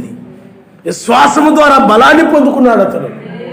ఇప్పుడు కూడా నాకు ఆ బలము కావాలా, విశ్వాసం ఉందని నువ్వు నీటి మీద నడిస్తే మునిగిపోతావు. కారణం ఏంటంటే ఈ కాలంలో ఆయన చేసే కార్యము నీ శరీరం అబ్రహాము శారా శరీరం అని మార్చడం ఆయన. హల్లెలూయా. అప్పటిలాగా ఇప్పుడు నిన్ను నీటి మీద నడిపించడానికి కాదు, ఇప్పుడు నేను తీసుకొని వెళ్ళడానికి వచ్చాడు ఆయన. ఏ గొప్ప కార్యాలు చేయడానికి రాలేదు. నీకు న్యాయాధిపతి యొక్క తీర్పును బయలుపరిచి ఇప్పుడు న్యాయాధిపతిగా ఆయన ఎలాగున్నాడో తను తాను ఆయన బయలుపరుచుకుంటున్నాడు. ఇప్పుడు ఆయన గొర్రె పిల్లగా కాదు కానీ యోధా గోత్రుడు సింహముగా బయలుపరుచుకుంటున్నాడు ఆయన ఇప్పుడు. కాబట్టి నీవిప్పుడు ఆయన ఏ విధంగా బయలుపరుచుకుంటాడు నువ్వు గమనిస్తున్నావు, నువ్వు చూస్తున్నావు. ఇప్పుడు ఆయన ఈ తీర్పు సింహాసనం మీద ఉన్నప్పుడే ఆయన నిన్ను ఎక్కిరమని పిలుస్తూ ఉన్నాడు. అందువల్ల ఇప్పుడు నిన్ను ఆయన పైకి తీసుకుని వెళ్ళే సమయం ఇది. నిన్ను తీసుకుని వెళ్ళడానికి వచ్చాడు. ఇప్పుడు కార్యం ఇది. అబ్రాహాము శారా శరీరాలు ఎలా మారాయో నీ శరీరం కూడా మార్చి పైకి తీసుకెళ్తాం. అందుకనే వాళ్ళు ఆ మహిమ శరీరం కలిగి ఉన్నప్పుడు, అనగా వాళ్ళు ఆ యొక్క భూమి మీద ఉన్నప్పుడు ఆ శరీరం కలిగి ఉన్నారు అంటే అది తాత్కాలికమైనది. అది కూడా కొంతకాలానికి వాళ్ళు మరణించారు మహిమ శరీరాలు పొందుకున్న తర్వాత. అంటే తాత్కాలికమైన మహిమది, ఆ రూపాంతరం చెందడమే మహిమ. ఆ కొంతకాలానికి వాళ్ళు మరణించారు. కానీ నువ్వు ఇప్పుడు పొందుకునేటువంటి మహిమ, లేకపోతే ఈ యొక్క శరీరము, మహిమ శరీరము నీవు యొక్క ఎన్నడూ కూడా మరణము చూడనటువంటిది. అందువల్ల అబ్రహాము గారు కూడా మరలా తిరిగి ఈ శరీరాన్ని పొందుకొని 2000 సంవత్సరాల క్రితం తిరిగి లేచెళ్ళారు. శారా అబ్రహాము ఆయన అమరిస్తారు. మన పితరులు లెగిచారని బైబిల్ చెప్తా ఉంది. సమాధులు తెరవబడ్డాయని, పరలోక పట్టణంలో ప్రవేశించారని వాక్యంలో చెప్పబడతా ఉంది. ఆయన అమరిస్తారు. హల్లెలూయా, హల్లెలూయా. కాబట్టి నీవు ఈ చివరి సమయంలో ఉగ్రత రాబోతుందని, న్యాయాధిపతిగా ఉన్నాడని మనం నమ్ముతూ ఉన్నాము. ఇప్పుడు ప్రపంచము నాశనం నుండి తప్పించుకునే సమయం ఇదేనని మనం నమ్ముతూ ఉన్నాము. కాబట్టి ఇక్కడ ఆ యొక్క పేతురు గారు ఏమయ్యారంటే ఆ యొక్క గాలిని చూచినప్పుడు సందేహం వచ్చేసింది. అవిశ్వాసంలో పడిపోయాడు. నేను మునిగిపోతానేమో అనుకున్నాడు. ఆ గాలిని బట్టి ఎప్పుడైతే అతను అనుకున్నాడో వెంటనే మునిగిపోయాడు. అప్పుడు ఆయన అన్నాడు, అల్ప విశ్వాసి, ఎందుకు నీవు సందేహపడుతుంది? సందేహం అనేది అంత ప్రమాదకరమైనది, అవిశ్వాసం అనేది అంత ప్రమాదకరమైంది. అతని యొక్క జీవితాన్ని, అనగా నీటి మీద నడుస్తున్నటువంటి ఆ యొక్క సమర్థతను లేకపోతే బలాన్ని పోగొట్టుకునేలాగా చేసింది, ఆ బలాన్ని కోల్పోయేలాగా చేసింది ఆ యొక్క అవిశ్వాసము, సందేహము. నమ్మాలి అతడు, సందేహించకూడదు. మునిగిపోతాను అనుకోకూడదు. నేను మునిగిపోను, నేను నడవగలను, నేను ఆయన్ని కలుసుకుంటాను. అందుకనే ఆ యొక్క పేతురు ఆయన దగ్గరికి వెళ్ళే సమయానికి వచ్చేటప్పుడు చూడండి, రమ్మనగానే పేతురు దోణి దిగి మెస్సైనందుకు వెళ్ళటకు నీళ్ళ మీద నడిచాను. కానీ గాలిని చూచి భయపడి మునిగిపోసాగి మెస్సయా నన్ను రక్షించమని కేకలు వేసెను. వెంటనే మెస్సయ్య చేజాపి అతన్ని పట్టుకుని పైకి లేపాడు. భయపడ్డాడు. నీ జీవితంలో కూడా అందుకని ధైర్యముగా ఉండాలి. అంతవరకు ధైర్యముగానే వెళ్ళాడు. ఏ శోధనలో, ఇరుకులు, ఇబ్బందులు, కష్టాలు, ఒడిదుడుకులు ఏమైనా వచ్చినప్పుడు నిలబడలేకపోతుంటారు చాలామంది. విశ్వాసాన్ని పోగొట్టుకుంటుంటారు చాలామంది. అవిశ్వాసంలో పడిపోతుంటారు. ఆయన్ని అసమర్థుడిగా ఎంచుతారు, ఆయన్ని శక్తి లేనివాడుగా ఎంచుతుంటారు, ఆయన్ని బలహీనుడిగా ఎంచుతుంటారు. నీకు శోధనలు, ఒడిదుడుకులు ఏమైనా వచ్చినా నీ విశ్వాసాన్ని ఏ మాత్రము కూడా పోగొట్టుకోవద్దు. ఏ మాత్రము కూడా ఆ యొక్క విశ్వాసాన్ని నీవు విడిచిపెట్టకూడదు. నీవు ఆయన సమర్థుడనే నమ్మకముతోనే ఉండు. ఇది అసాధ్యమేమో, ఇది కుదరదేమో, ఇది అవ్వదేమో. అబ్రహామా, నువ్వు గుడ్డిగా నమ్ముతున్నావయ్యా. చరిత్రలో ఎక్కడైనా మనం చూసావా? ఎవరైనా వృద్ధులు యవనస్తులుగా మారిపోయి వృద్ధులు సంతానాన్ని కన్నట్టు ఎక్కడైనా ఉందా? ఇది జరగదయా, ఇది వీలు పడదయా. ఇప్పుడు అలాంటి సైన్స్ని మనం ఎదుర్కొంటున్నామా? ఇది సాధ్యం కాదు, అది అవ్వదు, ఇది అవ్వదు, ఇది నాశనం అవ్వదు, ఇదేమి కాదు, ఏదేదో చెప్తుంటారు. ఇది బాగవదు, ఇది స్వస్థపరచబడదు, మనిషి శరీరం కుదరదు, రకరకాలుగా మనుషులు. కానీ ఆయన సమర్థుడని మనం నమ్ముతున్నాం. ఈ టెక్నాలజీని మనం ఎదుర్కొంటున్నాం, ఈ సైన్స్ని మనం ఎదుర్కొంటున్నాం, సైన్స్ని మనం ఎదుర్కొంటున్నాం, ఈ వైద్య జ్ఞానాన్ని మనం ఎదుర్కొంటున్నాం. డాక్టర్లు దానికి ఏమీ ముందు లేదనొచ్చు, ఇదేమి డాక్టర్లు ఇది సాధ్యపడదనొచ్చు. కానీ సమస్తము సాధ్యము ఆయనకే. నువ్వు ప్రార్థించాలి తప్ప, నువ్వు అడగాలి తప్ప. ఆయన దాన్ని దయచేసే వరకు నువ్వు ఏదైనా ప్రార్థించావా? లేదు. నువ్వు ఏదైతే అవసరమో దాన్ని ఇచ్చే వరకు నువ్వు ఏనాడైనా మోకాళ్ళ మీద ఉండి ప్రార్థన వదలకుండా నీవు ప్రార్థిస్తే ఆయన మాట్లాడేవాడైనాడు. ఆయన నామం. కానీ నువ్వేం చేస్తావంటే ఉదయం గంటసేపు ప్రార్థన చేసి సాయంత్రం గంటసేపు ప్రార్థన చేసి నాతో మాట్లాడలేదు. నువ్వు ఆ శక్తిని తెలుసుకోవాలంటే, ఆ సమర్థతను తెలుసుకోవాలంటే దివారాత్రులు ప్రార్థించు, నిత్యమును ప్రార్థించు, ఎడతెగను ప్రార్థించు. అప్పుడు విశ్వాసంతో చేసిన ప్రార్థన రోగిని నిన్ను స్వస్థపరుస్తుంది, నీ శరీరాన్ని మారుస్తుంది. అందుకనే ఆయన ప్రార్థిస్తూ ఉన్నప్పుడే ఆ శరీరము మారిపోయింది. నీ శరీరం కూడా మారాలి అనంటే నీ ప్రార్థన విశ్వాసంతో కూడిన ప్రార్థన ఆ సమర్థతను, ఆ శరీరానికి ఆ బలాన్ని ఇచ్చి ఆ శరీరాన్ని మారుస్తుంది. అంటే శరీరము బలాన్ని పొందుకుంటుంది విశ్వాసం వలన. మెడిసిన్ ఎక్కడో లేదు, శరీరంలోనే ఉంది. విశ్వాసము ద్వారా ఆ మెడిసిన్ శరీరంలో ఉన్నటువంటి ఏ భాగమైతే బలహీనంగా ఉందో దానికి విశ్వాసం అనే దాని ద్వారా ఆ మెడిసిన్ అందించబడుతుంది. హల్లెలూయా. ఆ బలం, అబ్రహాము బలం ఎక్కడో పోలేదు, అబ్రహాములోనే ఉంది. విశ్వాసము ద్వారా మనం తిరిగి ఆ బలాన్ని, కోల్పోయిన బలాన్ని తిరిగి పొందుకున్నాడు. నీవు కూడా విశ్వాసము ద్వారా ఆదాములో పోగొట్టుకున్న శరీరాన్ని నీవు తిరిగి పొందుకోగలుగుతావు తప్ప. అందువల్ల నీ జీవితంలో ఇలా ఏమైనా ఒడిదుడుకులు వచ్చినా, శోధనలు వచ్చినా, అలాంటి ఆటంకాలు వచ్చినా, భయపెట్టేవి వచ్చినా, భయంకరమైనవి వచ్చినా నీవు భయపడిపోయావనంటే విశ్వాసము కలిగిన వ్యక్తి ధైర్యంగా ఉంటాడు. ఆయన నన్ను రక్షించగల సమర్థుడు, ఆయన నాకు తోడుగా ఉన్నాడని ధైర్యంగా ఉంటాడు. కానీ ఎప్పుడైతే ఆయన యొక్క దూరం అయిపోతాడో, ప్రార్థనకు దూరం అయిపోతాడో, వాక్యానికి దూరం అయిపోతాడో, ఏమంటే ఆ బైబిల్ చదవడం కానీ అలాంటి ఏమీ లేకుండా ఉంటావో అప్పుడు నీవేమైపోతావు. అందుకని శోధనలో నిలబడే శక్తి నీకుండదు. అందుకని ప్రార్థన ద్వారానే శోధనలను నిలబడగలుగుతారు. శోధనలో ప్రవేశించుకున్నట్లు మెలుకోగలిగి మీరు ప్రార్థన చేయడని వాక్యం చెప్తా ఉన్నది. కాబట్టి ఆ శోధనలో నిలబడాలంటే ఎడతగిన ప్రార్థన, ఎల్లప్పుడూ ప్రార్థన ఆయన గమనిస్తాం. హల్లెలూయా, హల్లెలూయా. కాబట్టి అప్పుడు నీకు ఆ ప్రార్థన వలన శోధనలో నిలబడగలుగుతావు, సహనం వచ్చేస్తాయి, అన్నిటిని సహించగలుగుతావు, నిందలను అవమానాలన్నింటినీ సహించగలిగి ధైర్యముగా నీవు నిలబడగలుగుతావు. ఆయన గమనిస్తావు. హల్లెలూయా. ఎప్పుడైతే నీవు సర్వశక్తిమంతుని ప్రార్థన సరిగా చేసుకోవు, సరిగా ఎప్పుడైతే వాక్యం వినవో, నాకు అన్నీ తెలుసులే, ఎవరు నాకేం చెప్పక్కర్లేదని ఒక మూర్ఖంగా వెళ్ళిపోతావో అప్పుడు నీ జీవితంలో ఇలాంటి ఒడిదుడుకులు వచ్చినప్పుడు నీవేమైపోతావు అంటే భయపడిపోతుంటావు. ఆయన ఆధారంగా నీకు కనపట్టలేదు కాబట్టి, ఆయనతో స్నేహం, సర్వశక్తిమంతో స్నేహం నీకు లేదు కాబట్టి, అందును బట్టి నీవు భయపడిపోతుంటావు. సందేహాలు వచ్చేస్తుంటాయి, అనుమానాలు వచ్చేస్తుంటాయి, అవిశ్వాసం వచ్చేస్తుంది, మునిగిపోతాం లోకంలో.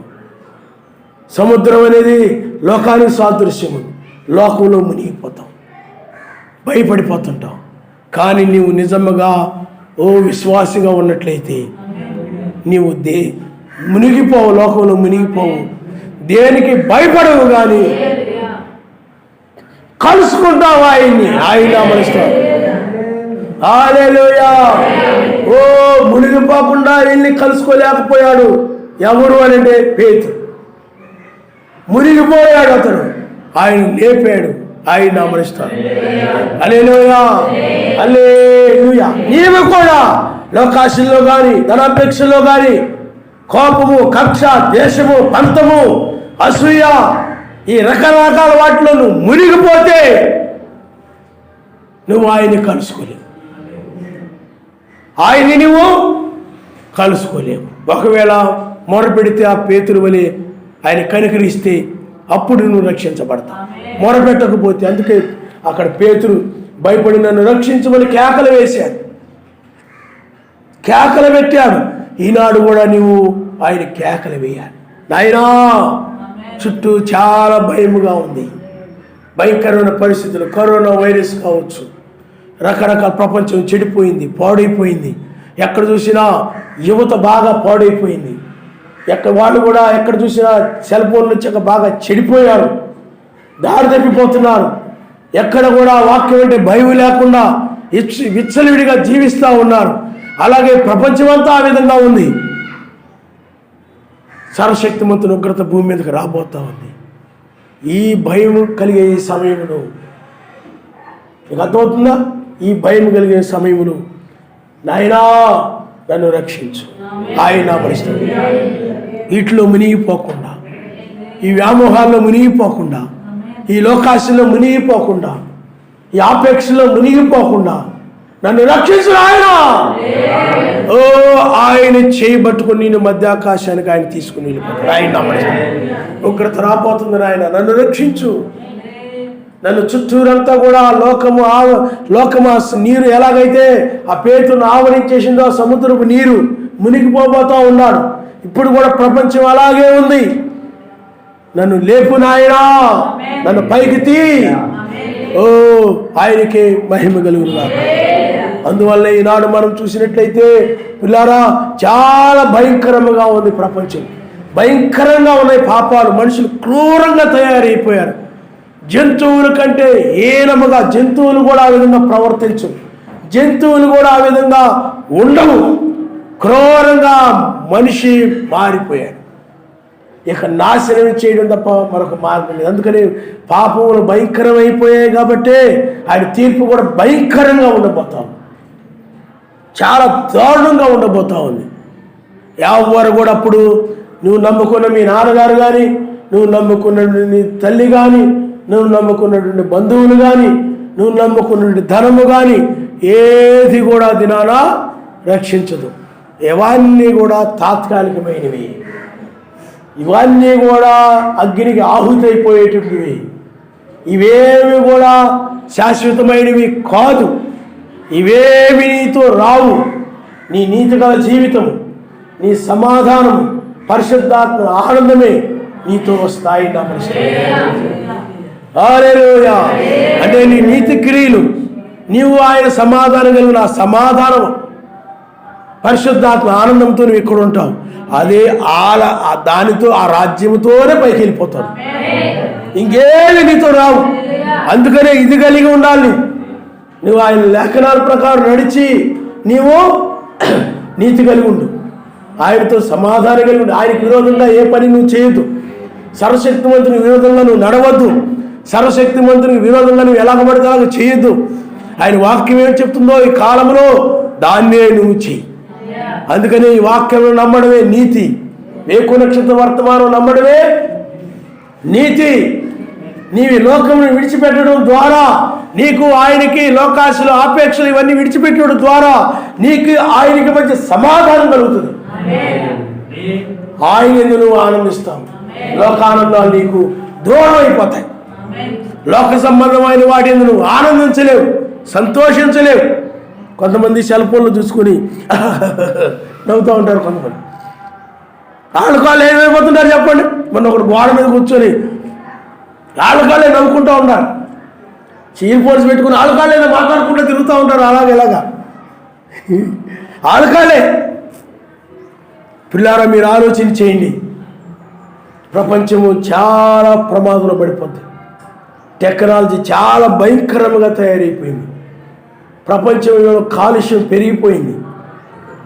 కెమికల్స్ ప్రతి దానిలోకి వచ్చేసాయి. వాటర్లోకి, తినే ఆహారంలోకి, అన్నిటిలో కూడా కెమికల్స్ ఫుడ్, కెమికల్స్ నీళ్లు, కెమికల్స్ వస్తువులు, ప్లాస్టిక్ వస్తువులు అని అవని ఇవని.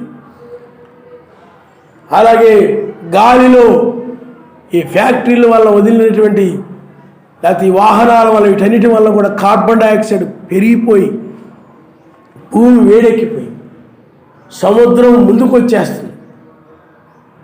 చాలా పట్టణాలు మునిగిపోతాయి. చాలా భయంకరమైన పరిస్థితి వస్తాయి. అక్కడ మనుషులు ఏమనుకుంటున్నారంటే ఇప్పుడులాగే ఉంటుందని అనుకుంటున్నారు. రాబోయే రోజుల్లో ఇప్పుడు జరిగినట్లుగానే, ఇప్పుడు నడిచినట్లుగానే నేను నడుస్తాను అనుకుంటున్నారు. ఇప్పుడు ఉన్నట్టుగానే నాకు రాబోయే రోజుల్లో కూడా ఉంటుందని అనుకుంటున్నారు. ఏమండి? ఇప్పుడు సాగినట్టుగానే సాగుతుంది అనుకుంటున్నారు. నీతిమంతులు ఎత్తబడిన తర్వాత చాలా భయంకరమైన పరిస్థితి పోయింది. ఎక్కడ చూసినా ఏడుపులే, కన్నీరే, రోదనే, గుండెలు బాదుకుని ఏడవడమే. కొద్ది మంది మాత్రమే రక్షించబడతారు. రక్షించబడేది కొద్ది మంది. బైబిల్ ఆ విధంగా చెప్తుంది. వేకు నక్షత్ర వర్తమానం అందరికీ కాదు, కొద్ది మందికి మాత్రమే. కొద్ది మందే రక్షించబడతారు. మెస్సియే చెప్పాడు ఆ మాట. ప్రతి కాలంలో కూడా కొద్ది మంది రక్షించబడ్డారు. నోవ కాలంలో ప్రపంచం మొత్తంలో 8 మంది రక్షించబడ్డారు. ప్రపంచం ఎంతో కొన్ని కోట్ల మంది ఉన్నారు జనం, కానీ 8 మంది ఆ రోజుల్లో విస్తరించి ఉన్నట్లుగా ఇప్పుడు కూడా విస్తరించి ఉన్నారని వాక్యం చెప్తా ఉంది. 8 మంది. లోతు కాలంలో 3 రక్షించబడ్డారు. 3. ఆ పట్టణాలన్నింటిలో కూడా సొదొమ గొమొర్రా పట్టణాలే కాకుండా మిగతా పట్టణాలు కూడా, ఆ సొదొమ గొమొర్రా పట్టణాన్ని బట్టి మిగతా పట్టణాలు కూడా ఆ పాపం వ్యాపించింది. ఆ చెడుతనం మిగతా పట్టణాలు కూడా వ్యాపించింది. ఆ పట్టణంలో ప్రజలు ఎలా చేస్తున్నారు, మిగతా పట్టణాల్లో కూడా అదేవిధంగా నడుస్తున్నారు. అందువలన సొదొమతో పాటు గొమొర్రా ఆ పక్కనున్న పట్టణాలను కూడా కాల్చివేయాల్సి వచ్చింది. వారి పాపాలను బట్టి, వారి చెడు నడవడిని బట్టి, వారి చెడ్డ మాటలను బట్టి, చెడుగా జీవిస్తున్న సర్వశక్తిమంతుడు విరోధంగా ఆయన మాటలు లెక్క చేయకుండా, భయభక్తులు లేకుండా జీవిస్తున్న దాన్ని బట్టి ఉగ్రత వచ్చేసింది. ఇప్పుడు కూడా అదే విధంగా వస్తాయి. ఇప్పుడు అవన్నీ జరిగినాయి అంటే జరిగాయి. ఇప్పటికీ ఆ ఓడ మంచు పర్వతాలు ఎక్కడ కప్పబడిపోయి ఉన్నది. ఇప్పటికి కూడా ఆ ప్రాంతానికి వెళితే ఆ సొదొమ గొమొర్రా కాలిపోయినటువంటి ఆనవాళ్ళు ఉన్నాయి. అక్కడ ఇజ్రాయిలు, అరబ్బులు ఉన్నారంటే అబ్రాహాము ఉన్నట్లు లెక్క, ఇస్సాకు ఉన్నట్లు లెక్క, యాకోబు ఉన్నట్లు లెక్క. ఇజ్రాయిల్ దేశం ఉందంటే వాళ్ళందరూ ఉన్నారని లెక్క. వాళ్ళు ఉన్నారు కాబట్టి ఆ రోజున ఆ వాగ్దానాన్ని బట్టి ఆ దేశం ఇవ్వబడింది. చిగురిస్తారని చెప్పాడు ఆయన. వాళ్ళ చిగురించారు. ఆయన మాటలు ఏది తప్పిపోదు సుమా. ఇప్పుడు కూడా వేకు చుక్కనిచ్చిందనే తప్పిపోలేదు. రక్షించబడేది మాత్రం కొద్ది మంది. చాలామంది రక్షణ నిర్లక్ష్యం చేసి లెక్క చేయకుండా మూర్ఖంగా ఏదైతే అయిద్దిలే, ఏమైద్దిలే, ఇదేం పాపం కాదులే, ప్రార్థన మానేది ఏమవుదులే అనుకునే స్వభావంలో ఉంటే ప్రమాదంలో పడిపోతారు. అందుకని ఈ సమయాన్ని ఎక్కువగా ప్రార్థనకి సద్వినియోగం చేసుకోవాలి. సమయాన్ని లోకంలో మనుషులు ఇచ్చలేడుగా తిరగడానికి సమయాన్ని అంతా కూడా ఇచ్చేస్తున్నారు. కానీ సమయాన్ని ఆయన కోసం నువ్వు సద్వినియోగం చేసుకోవాలి. పనుల్లో ఉన్నా, ఏట్లో ఉన్నా సరే సమయము ప్రార్థన పనులు చేస్తూ కూడా ఆయన స్తుతిస్తూ, గణపరుస్తూ, మహిమపరుస్తూ ఆయన నామనిస్తారు. హల్లెలూయా, హల్లెలూయా. కాబట్టి పిల్లారా, అలాగే మనం మార్కు సువార్త 11వ అధ్యాయము 21 నుండి 26 వరకు మనం చూద్దాం. మార్కు సువార్త. అప్పుడు పేతురు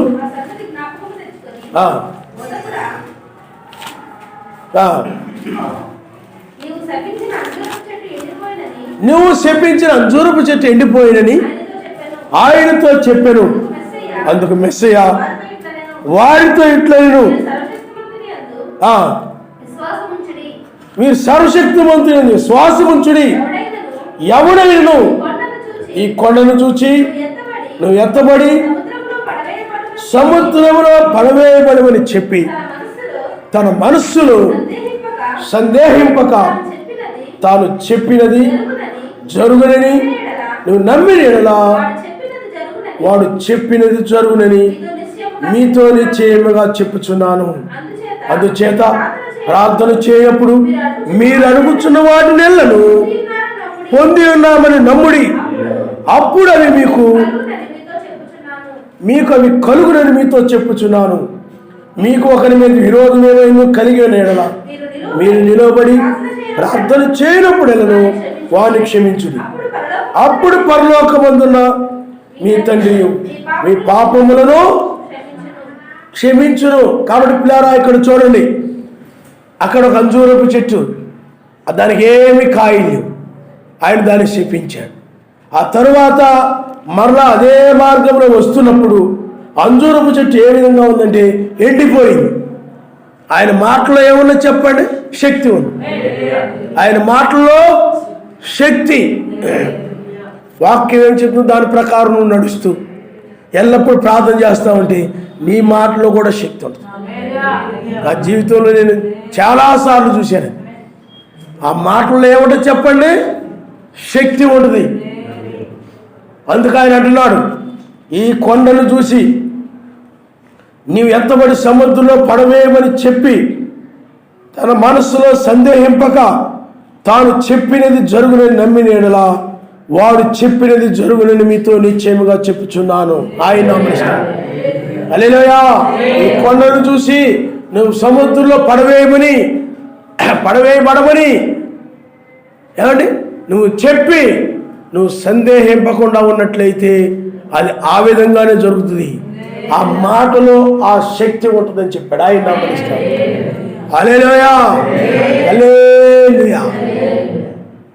ఆ మాటలు ఏమిటో చెప్పండి, ఆ శక్తి, ఆ సమర్థత, ఆ సామర్థ్యము దేని వల్ల కలుగుతుంది అంటే విశ్వాసం వల్ల కలుగుతుంది. ఆయన నమ్మిస్తాడు.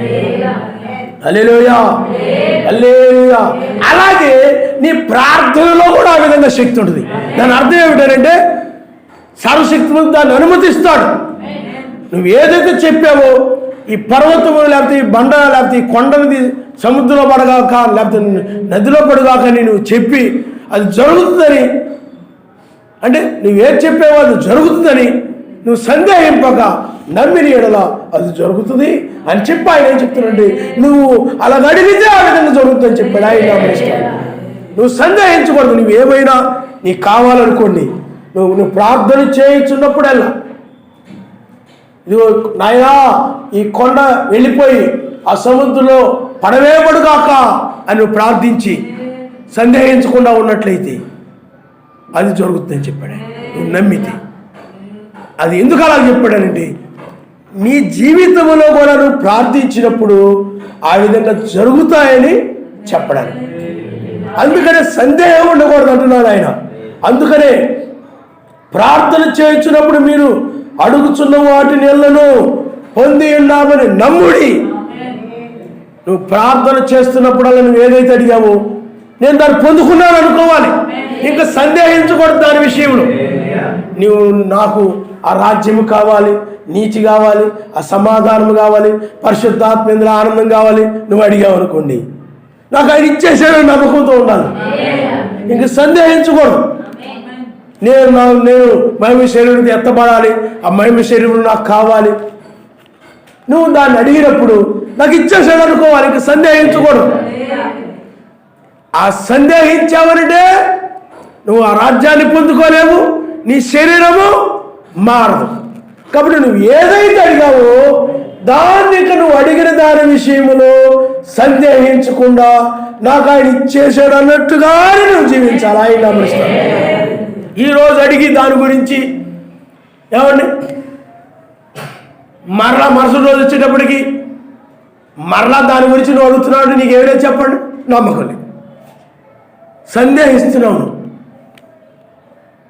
నువ్వు ఈరోజు నాయన నన్ను ఈ లోకంలో విడిపించిన ఆయన, లోకాశలు నాలు తీసివేయిన ఆయన, ఆపేక్షలు నాలు తీసివేయిన ఆయన, లోకం మీద మనసు తీసివేసి నీ రాజ్యం మీద నీ రాజ్యానికి ఎత్తబడ్డానికి సహాయం చేయి అని నువ్వు అడిగావు అనుకోండి, ఆయన నాకు ఇచ్చేసాడు. ఇంకా లోకం నన్ను విడిపించాడు ఆయన, లోకం నన్ను తెంచేశాడు ఆయన, ఇక నన్ను అని నువ్వు నమ్మకంతో ఉండాలి. ఆయన ఆ కార్యం జరిగించాడని నమ్మకంతో ఉండాలి. నా జీవితంలో జరిగిందని నమ్మకంతో ఉండాలి. నీ శరీరం మారాలంటే, నువ్వు ఎత్తబడాలంటే మళ్ళీ నువ్వేం చేస్తున్నావు చెప్పండి, మరుసటి రోజుకి వచ్చేటప్పటికి ఆ నమ్మకంతోనే ఉండాలా? ఆయన ఇచ్చేసాడు అన్నట్టుగా ఉండాలా? నా జీవితంలో జరిగిపోయింది అనుకోవాలి. ఈ రోజు కాకపోతే రేపు జరుగుతుంది, తర్వాత లేకపోతే ఆ సమయంలో ఎత్తబాటు జరిగినప్పుడు జరుగుతుంది అది. కానీ ఇప్పుడు నీకు జరిగిపోయినట్టుగా జీవిస్తుండాలి, పొందుకున్నట్టుగా నడవాలి. మధ్య ఆకాశానికి ఆయన వెళ్ళి నువ్వు కలుసుకున్నట్టుగానే, ఆయన సన్నిధికి వెళ్ళి నువ్వు ఆయన ఎదుర్కొన్నట్టుగానే, ఆ విధంగా నువ్వు ఏదడిగావో అది పొందుకున్నట్టుగానే నా జీవితంలో జరిగిపోయిందన్నట్టుగా జీవించాలి. ఆయన నామనిస్తాడు. హల్లెలూయా. అది ఇంకా నువ్వు సందేహించకూడదు. అడిగిన దాని విషయంలో సందేహించి మరలా అడుగుతుంటారు కొంతమంది. మొన్న ఎవరో ఒకరు మాకు ఇలా సమస్య ఉంది, కొంచెం పాస్టర్ గారు ప్రార్థన చేయండి అన్న. ప్రార్థన చేసి అయిద్దో లేదో నన్ను ఉందండి అమ్మ, అయిద్దో లేదన్న విశ్వాసం, అలాగ సందేహంతో నువ్వు రాకూడదు, నీవు అది జరుగుతుందని విశ్వాసంతో రావాలి ఆయన దగ్గరికి. నువ్వు ఆ విధంగా ప్రార్థన చేసుకోవాలి, చేయించుకోవాలి ప్రార్థన. సమాజంలో కూడా ఆ విధంగానే చేయించుకోవాలి వాళ్ళకి చెప్పి, అంతేగాని జరుగుతుందో లేదో. ఏమండి, ఇప్పుడు మనము ఎవరి దగ్గరికి వెళ్తున్నాం, ఒక వస్తువు కావాలని, ఇస్తాడో లేదో అంటే ఆ మనిషి మీద నీకేం లేదు చెప్పండి, నమ్మకం లేదు. నీకు ఆయన ఆ వస్తువుని అడిగితే ఆయన ఇస్తాడు, తులసివేయడం నమ్మకం ఉన్నప్పుడు సందేహంతో వెళ్ళను. ఇస్తాడో లేదో అని వెళ్ళం, ఇస్తాడు అని నమ్మకంతో వెళ్తాను. అలాగే ఆయన ఒక సమర్థుడు కాబట్టి, ఆయన సహాయం చేసేవాడు కాబట్టి, ఆయన సహాయం చేస్తాడన్న విశ్వాసంతోనే నువ్వు ప్రార్థన చేయాలి, ప్రార్థించుకోవాలి. ఆయన నమనిస్తాడు. నువ్వు అడిగావు అనుకోండి, ఆ అడిగినప్పుడు ఆయన ఇచ్చాడన్నట్టుగా నీకు ఉండాలి. ప్రార్థన చేయనప్పుడు మీరు అడుగుతున్న వాటిని నేను పొంది ఉన్నామని నమ్ముడి. పొందానికి నేను ఏదైతే అడిగానో దాన్ని పొందుకున్నాను, నేను అడిగిన రాజ్యాన్ని నాకు ఆయన ఇచ్చేశాడు, నేను పొందుకున్నాను అన్నట్టుగానే ఉండాలి. నువ్వు మళ్ళీ మరుసటి రోజు వచ్చి మొన్న ప్రార్థన చేశాం కదండి, మళ్ళీ అది ఏమైద్దో ఏంటో ఎలాగో ఉందండి కొంచెం అని అన్నా అంటే మరలా ఏమి లేదు చెప్పండి, నమ్మకం లేదు. ఆ వస్తువు ఇస్తానన్న వ్యక్తికి నువ్వు మరలా వెళ్ళి 2 సార్లు వెళ్ళి అడిగావు అనుకోండి, ఈ ఏంటో నేను ఇస్తానని చెప్పాను కదా, మరి ఇన్నిసార్లు వచ్చి అడుగుతున్నాను, నన్ను నమ్మట్లేదు ఏంటా అని అనుకుంటాడా? సేమ్ ఇక్కడ కూడా అంతే. ఏదైనా ఒకసారి నువ్వు అడిగావంటే దాన్ని నాకు ఆయన ఇచ్చేసాడు అని నమ్మాల్సిందే. నాకు దాన్ని పొందుకున్నాను, ఆ పొందుకున్నట్టుగా నువ్వు ఉండాలి.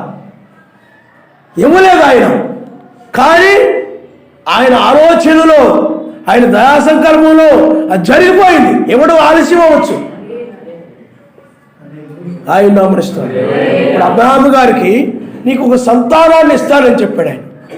అబ్రహాము గారు సంతానాన్ని ఇస్తానన్నప్పుడు ఆయన ఇచ్చేసాడని నమ్మాడు. ఆయన నామనిస్తాడు. హల్లెలూయా, హల్లెలూయా. ఇంకా ఇవ్వలేదు, మనం రాలేదు, ఇవన్నీ జరగలేదు. జరగకముందే అబ్రహాము గారు పొందుకున్నాను నమ్మాడు ఆయన. ఆ రోజుల్లోనే నాకు ఒక కుమారుడిని ఇచ్చాడు, జనాన్ని వచ్చేసాడు, నాకు ఒక దేశాన్ని ఇచ్చేశాడు.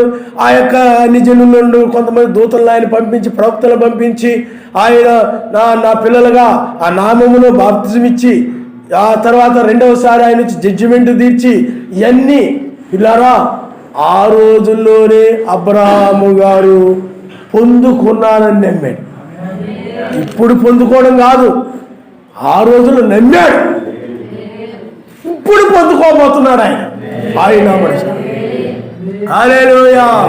అలాగే నీ విశ్వాసం ఎలా ఉండాలంటే, ఆ మహిమ శరీరమును నాకు కావాలని ఆయన, ఈ శరీరం వద్దు, ఈ లోకం వద్దు, నీ రాజ్యమే నాకు కావాలని ఆయన నువ్వు అడిగావు అనుకోండి, ఆయన ఇచ్చేసాడు అన్నట్టుగా, పొందుకున్నట్టుగా ఉండి ఆయన స్తుతిస్తూ ఉండాలి. ఆయన నామనిస్తాడు. అబ్రహాము గారు అదే విధంగా చేశాడు, ఘనపరిచాడు ఆయన్ని, మహిమపరిచాడు ఆయన్ని. నువ్వు కూడా పొందుకున్నట్టుగా ఉండాలి. ఏదైనా అడిగితే అప్పుడు నువ్వు పొందుకుంటావు. నమ్మకము ద్వారానే నువ్వు ఎప్పుడైతే పొందుకున్నానని నమ్ముతావో, ప్రార్థించినప్పుడు పొందుకున్నానని నమ్ముతావు. ఆయన ఇవ్వకముందే పొందుకున్నానని నువ్వు ఎప్పుడైతే నమ్ముతావో అప్పుడే పొందుకోవడం జరుగుతుంది. ఆయన నామనిస్తాడు. నువ్వు ప్రార్థించాను, గంటల తరబడి ప్రార్థన చేస్తున్నాను, నాకేమి ఇవ్వలేదు అనుకుంటారు చాలామంది. అడిగినప్పుడు నేను ఆయన ఇచ్చేసాడు అనుకోవాలి. చాలామంది ఇచ్చే వరకు కూడా నేను నాకు ఇవ్వలేదు ప్రార్థన చేస్తూ ఉంటారు ఇంకా అలాగా దాని గురించి. కానీ నువ్వు ఎప్పుడైతే అడిగావో ఆలోచనలో నాకు ఇచ్చేసాడు అన్నట్టుగా నువ్వు జీవిస్తున్నావు. అప్పుడే అబ్రహాము గారు కూడా నాకు ఇస్సాకుని అనగా కుమారుని ఇస్తానని వాగ్దానం చేశాడు. ఆయన ఇచ్చేసాడు అనుకున్నాడు, పొందుకున్నాడు, ఆయన నమ్మాడు. నాకు ఇచ్చేసాడు, ఆయన నమ్మాడు, ఇచ్చేసాడు. ఆయన చిత్తంలో జరిగిపోయింది, ఆయన ఆలోచనలో జరిగిపోయింది. నా కుమారుని ఇచ్చేసాడు. ఆయన పొందుకున్నానని ఎప్పుడైతే నమ్మాడో అప్పుడే ఈ శరీరం మారింది. ఆయన హల్లెలూయా, హల్లెలూయా. పొందుకున్నానని నువ్వు నమ్మకుండా ఇంకా పొందుకోలేదు, ఏది ఇంకా ఆయన ఇవ్వలేదే, ఇంకా శరీరం మార్చలేదే అని శరీరం గురించి ఆలోచిస్తున్నావు, ఆయన గురించి ఆలోచిస్తున్నావు. ఇంకా జరగలేదేంటి, ఇంకా కుమారుడు కలగలేదేంటి అని దాని గురించి ఆలోచిస్తూ ఉంటారు చాలామంది. పదే దాని గురించి ఏం చేస్తారు చెప్పండి. నీవు అన్నారు, నా జీవితంలో నేను అలాగే జీవించాను. నా జీవితంలో జ్వరం కలిగి ఉన్నాను అనుకోండి, జ్వరముతో ఉన్నప్పుడు ప్రార్థించేవాడు, నాయన నేను అనారోగ్యంతో ఉన్నాను, ఏమైనా లోపం ఉంటే నన్ను క్షమించిన ఆయన, నాకు సహాయం చేయండి, నన్ను స్వస్థపరచున ఆయన అని అడిగిన తర్వాత నన్ను స్వస్థపరిచాడు అనుకుంటా ఉండేవాడు. ఆయన నేను పొందుకున్నాను అనుకునేవాడు. నువ్వు ఎప్పుడైతే నేను పొందుకున్నానని నాకు ఇచ్చేసాడని నేను పొందుకున్నానని నమ్మకంతో ఉండేవాడు, అప్పుడు జ్వరం పోయేది మొత్తం పోయి ఆయన నామరిస్తాను. నువ్వు ఆయన దగ్గర నుండి పొందుకోవాలంటే ఏమండి, పొందుకున్నట్టుగా నువ్వు ప్రార్థించినప్పుడు నమ్మాలి. ఆయన నామరిస్తాను. చాలామంది అలా నమ్మకుండా ప్రార్థన చేసుకుని పాస్టర్ గారు ప్రార్థన చేసి వెళ్ళిపోయారు. నేను కూడా ప్రార్థన చేసుకున్నాను, ఇంకా అది అక్కడే ఉంది. ఈ జలుబు ఇంకా తగ్గలేదే, జ్వరం ఇంకా తగ్గలేదే, ఒళ్ళు నొప్పులు తగ్గలేదే, కాలు ఏరు బీగుతూ ఉంది, చెయ్యి ఏరు బీగుతూ ఉంది అని ఆ శరీరాల గురించి ఆలోచిస్తా ఇక్కడ నొప్పిగా ఉందంటే లోపలేదని ఇదైపోయిందేమో అని ప్రేగుల గురించి ఆలోచిస్తా, ఏమండి అన్నిటి శరీర అవయవాల గురించి ఆలోచిస్తా ఇంకా జబ్బు గురించి ఆలోచిస్తా ఉంటారు. అది అవ్వదు, అది బాగోదు. ఎందుకంటే నువ్వు పొందుకున్నాడన్నట్టుగా లేవు, నువ్వు దాని గురించే ఆలోచిస్తున్నావు. ఆయన ఇచ్చేసాడే, నువ్వు దాని గురించి మర్చిపోయి ప్రార్థిస్తూ ఉండాలి, స్తుతిస్తూ ఉండాలా, గణపరుస్తూ ఉండాలా. అప్పుడే నీవు ఆ మహిమ శరీరాన్ని నువ్వు పొందుకుంటావు. ఆయన హల్లెలూయా, హల్లెలూయా. కొంత టైం పట్టొచ్చు, కొన్ని రోజులు పట్టొచ్చు, కొన్ని వారాలు పట్టొచ్చు, అయినా కానీ నన్ను స్వస్థపరిచాడు అన్నట్టుగా నేనేముండు. నీకు ఇంకా అక్కడ స్వస్థత జరగకపోవచ్చు, బలహీనతో ఉండొచ్చు, మునుగుతూ మంచం మీద కూర్చోలేక, లేవలేక, దిగలేక, ఎక్కలేక ఉంటూ ఉండొచ్చు. అయినా కానీ నాకు తగ్గిపోయింది, నాకు జబ్బు లేదు అని విశ్వాసంతోనే నీ ఉండు, నమ్మకంతోనే నీ ఉండు. ఏదో ఒక సమయంలో నీ విశ్వాసమును బట్టి నీ శరీరములో ఉన్నటువంటి ఆ బలమే ఆ యొక్క బలహీనతని స్వస్థపరుస్తుంది. ఆయన ఆ జబ్బుని స్వస్థపరుస్తుంది. అదేవిధంగా ఈ చివరి కాలంలో కూడా నువ్వు ఏదైతే అడుగుతున్నావో ఆ రాజ్యాన్ని నాకు దయచేయాలి ఆయన, ఆ రాజ్యంలో నన్ను ప్రవేశింపచి. ఈ లోకము నాకు వద్దు నాయన, ఈ లోకంలో నేనేమీ నాకు వద్దు నాయన, ఈ రాజ్యమే నాకు కావాలి, నేనేమీ చేయలేని వాడు, నాకేమీ తెలియదయా అని నువ్వు ప్రార్థించుకుంటూ నువ్వు ఏదైతే అడిగావో దాన్ని పొందుకున్నట్టుగానే నీవు ఉంటేనే నీ శరీరమును అంటే మహిమ శరీరాన్ని అడిగితే నాకు ఆయన ఇచ్చేసాడు, లేకపోతే నీతి సమాధానం పరిశుద్ధాత్మ ఆనందం నాకు కావాలని ఆయన ఇస్తాడు. అడిగాడు, ఆయన దయచేస్తాడు, అందులో అనుమానం లేదు. ఆయన నమ్మకమైన వాడు అని నువ్వు ఆయన విధంగా నమ్మకం పెట్టుకొని అంత నమ్మాలి. ఆయన ఆ విధంగా నువ్వు నమ్మకం పెట్టుకుని, ఆయన మోసం చేసేవాడు కాదు, ఆయన అన్యాయం చేసేవాడు కాదు, ఆయన ఏదో క్రూరమైన వాడు కాదు, ఆయన కషాయవాడు కాదు, ఆయన మంచివాడు, ఆయన సహాయం చేస్తాడు. నిజంగా నేను అడిగాను కాబట్టి ఆయన ఖచ్చితంగా నన్ను స్వస్థపరుస్తాడు, లేకపోతే మహిమ శరీరాన్ని ఆ రాజ్యాన్ని నాకు ఇస్తాడు. నాకు ఆయన ఇచ్చేసాడు. ఆయన నేను పొందుకు ఇస్తాడనేది కూడా కాదు, ఇచ్చేసాడు ఆయన. నేను నాకు నీతి సమాధాన పరిశుద్ధాత్మ ఆనందం కలిగిన దాన్ని నాకు ఇచ్చేశాడు. నేను ఏది అడుగుతున్నానో దాన్ని నాకు ఆయన ఇచ్చేశాడు అని నువ్వు ఎప్పుడైతే నమ్మకంతో ఉంటావో అప్పుడు నా మీద ఎంత నమ్మకం పెట్టుకుని ఉన్నారు, నన్ను ఎంతగా నమ్ముతున్నారు కాబట్టి నా మీద నమ్మకం పెట్టుకున్న వీరికి స్వస్థపరచకపోతే ఏం బాగుంటుంది, మహిమ శరీరం ఇవ్వకపోతే ఏం బాగుంటుంది, నమ్మక ద్రోహిని అవుతాను కదా, నమ్మిన వారికి అన్యాయం చేసిన వాడిని అవుతాను కదా అని ఆయన ఏం చేస్తాడు చెప్పండి, ఆ మహిమ శరీరాన్ని ఇస్తాడు. ఆయన నమ్మకం నువ్వు నమ్మకుండా ఉన్నావు అనుకోండి, అలాగా ఆయన మనల్ని నమ్మటం లేదే, ప్రార్థన చేసి ఎలాగ నమ్మడం లేదే, ఎలాగ పొందుకున్నారని విశ్వాసంతో అతడు ఏమి లేడులే, ఈ లోక సంబంధమైన వాటిని ఆశిస్తున్నాడు తప్ప ఈ లోక సంబంధమైన ఆ డబ్బో లేకపోతే ఆస్తులో లేకపోతే ఆ లోక సంబంధమైన యొక్క వస్తువులో లోక సంబంధమైన నగలో ఏయో అడుగుతున్నారు తప్ప వాటిని ఆశిస్తున్నారు తప్ప ఈ మహిమ శరీరం అనేవి ఇతడు ఆశించట్లేదు కదా. అందుకని ఈ రోజుల్లో ఎవరికి లోకాన్ని అడిగినో లోకాన్ని ఇచ్చేస్తున్నాడు ఆయన. ఇది అడిగినోడికి ఇదే. చాలామంది ఐక్య విచారాలు కలిగి లోక సంబంధించిన విచారాలు కలిగి మేము నాయన లోకంలో మేము గొప్పగా జీవించాలా ఐక్య విచారం వీటి వల్ల ఏమండి అలాగే కలిగి ఉన్న వాళ్ళకి ఏం చేస్తున్నాడంటే గొప్ప గొప్ప ప్రొఫెసర్ని, ఇంజనీర్ని, డాక్టర్ని గొప్ప గొప్ప వాళ్ళందరినీ ఇచ్చేసేస్తున్నాడు వాళ్ళకి. మమ్మల్ని బాగా దీవించేశారు. మా అల్లుడు డాక్టర్ అండి, మా కూతురు ఆ యొక్క జేఎన్టీలో ప్రొఫెసర్ అండి, మా తమ్ముడు అదండి ఇదండి.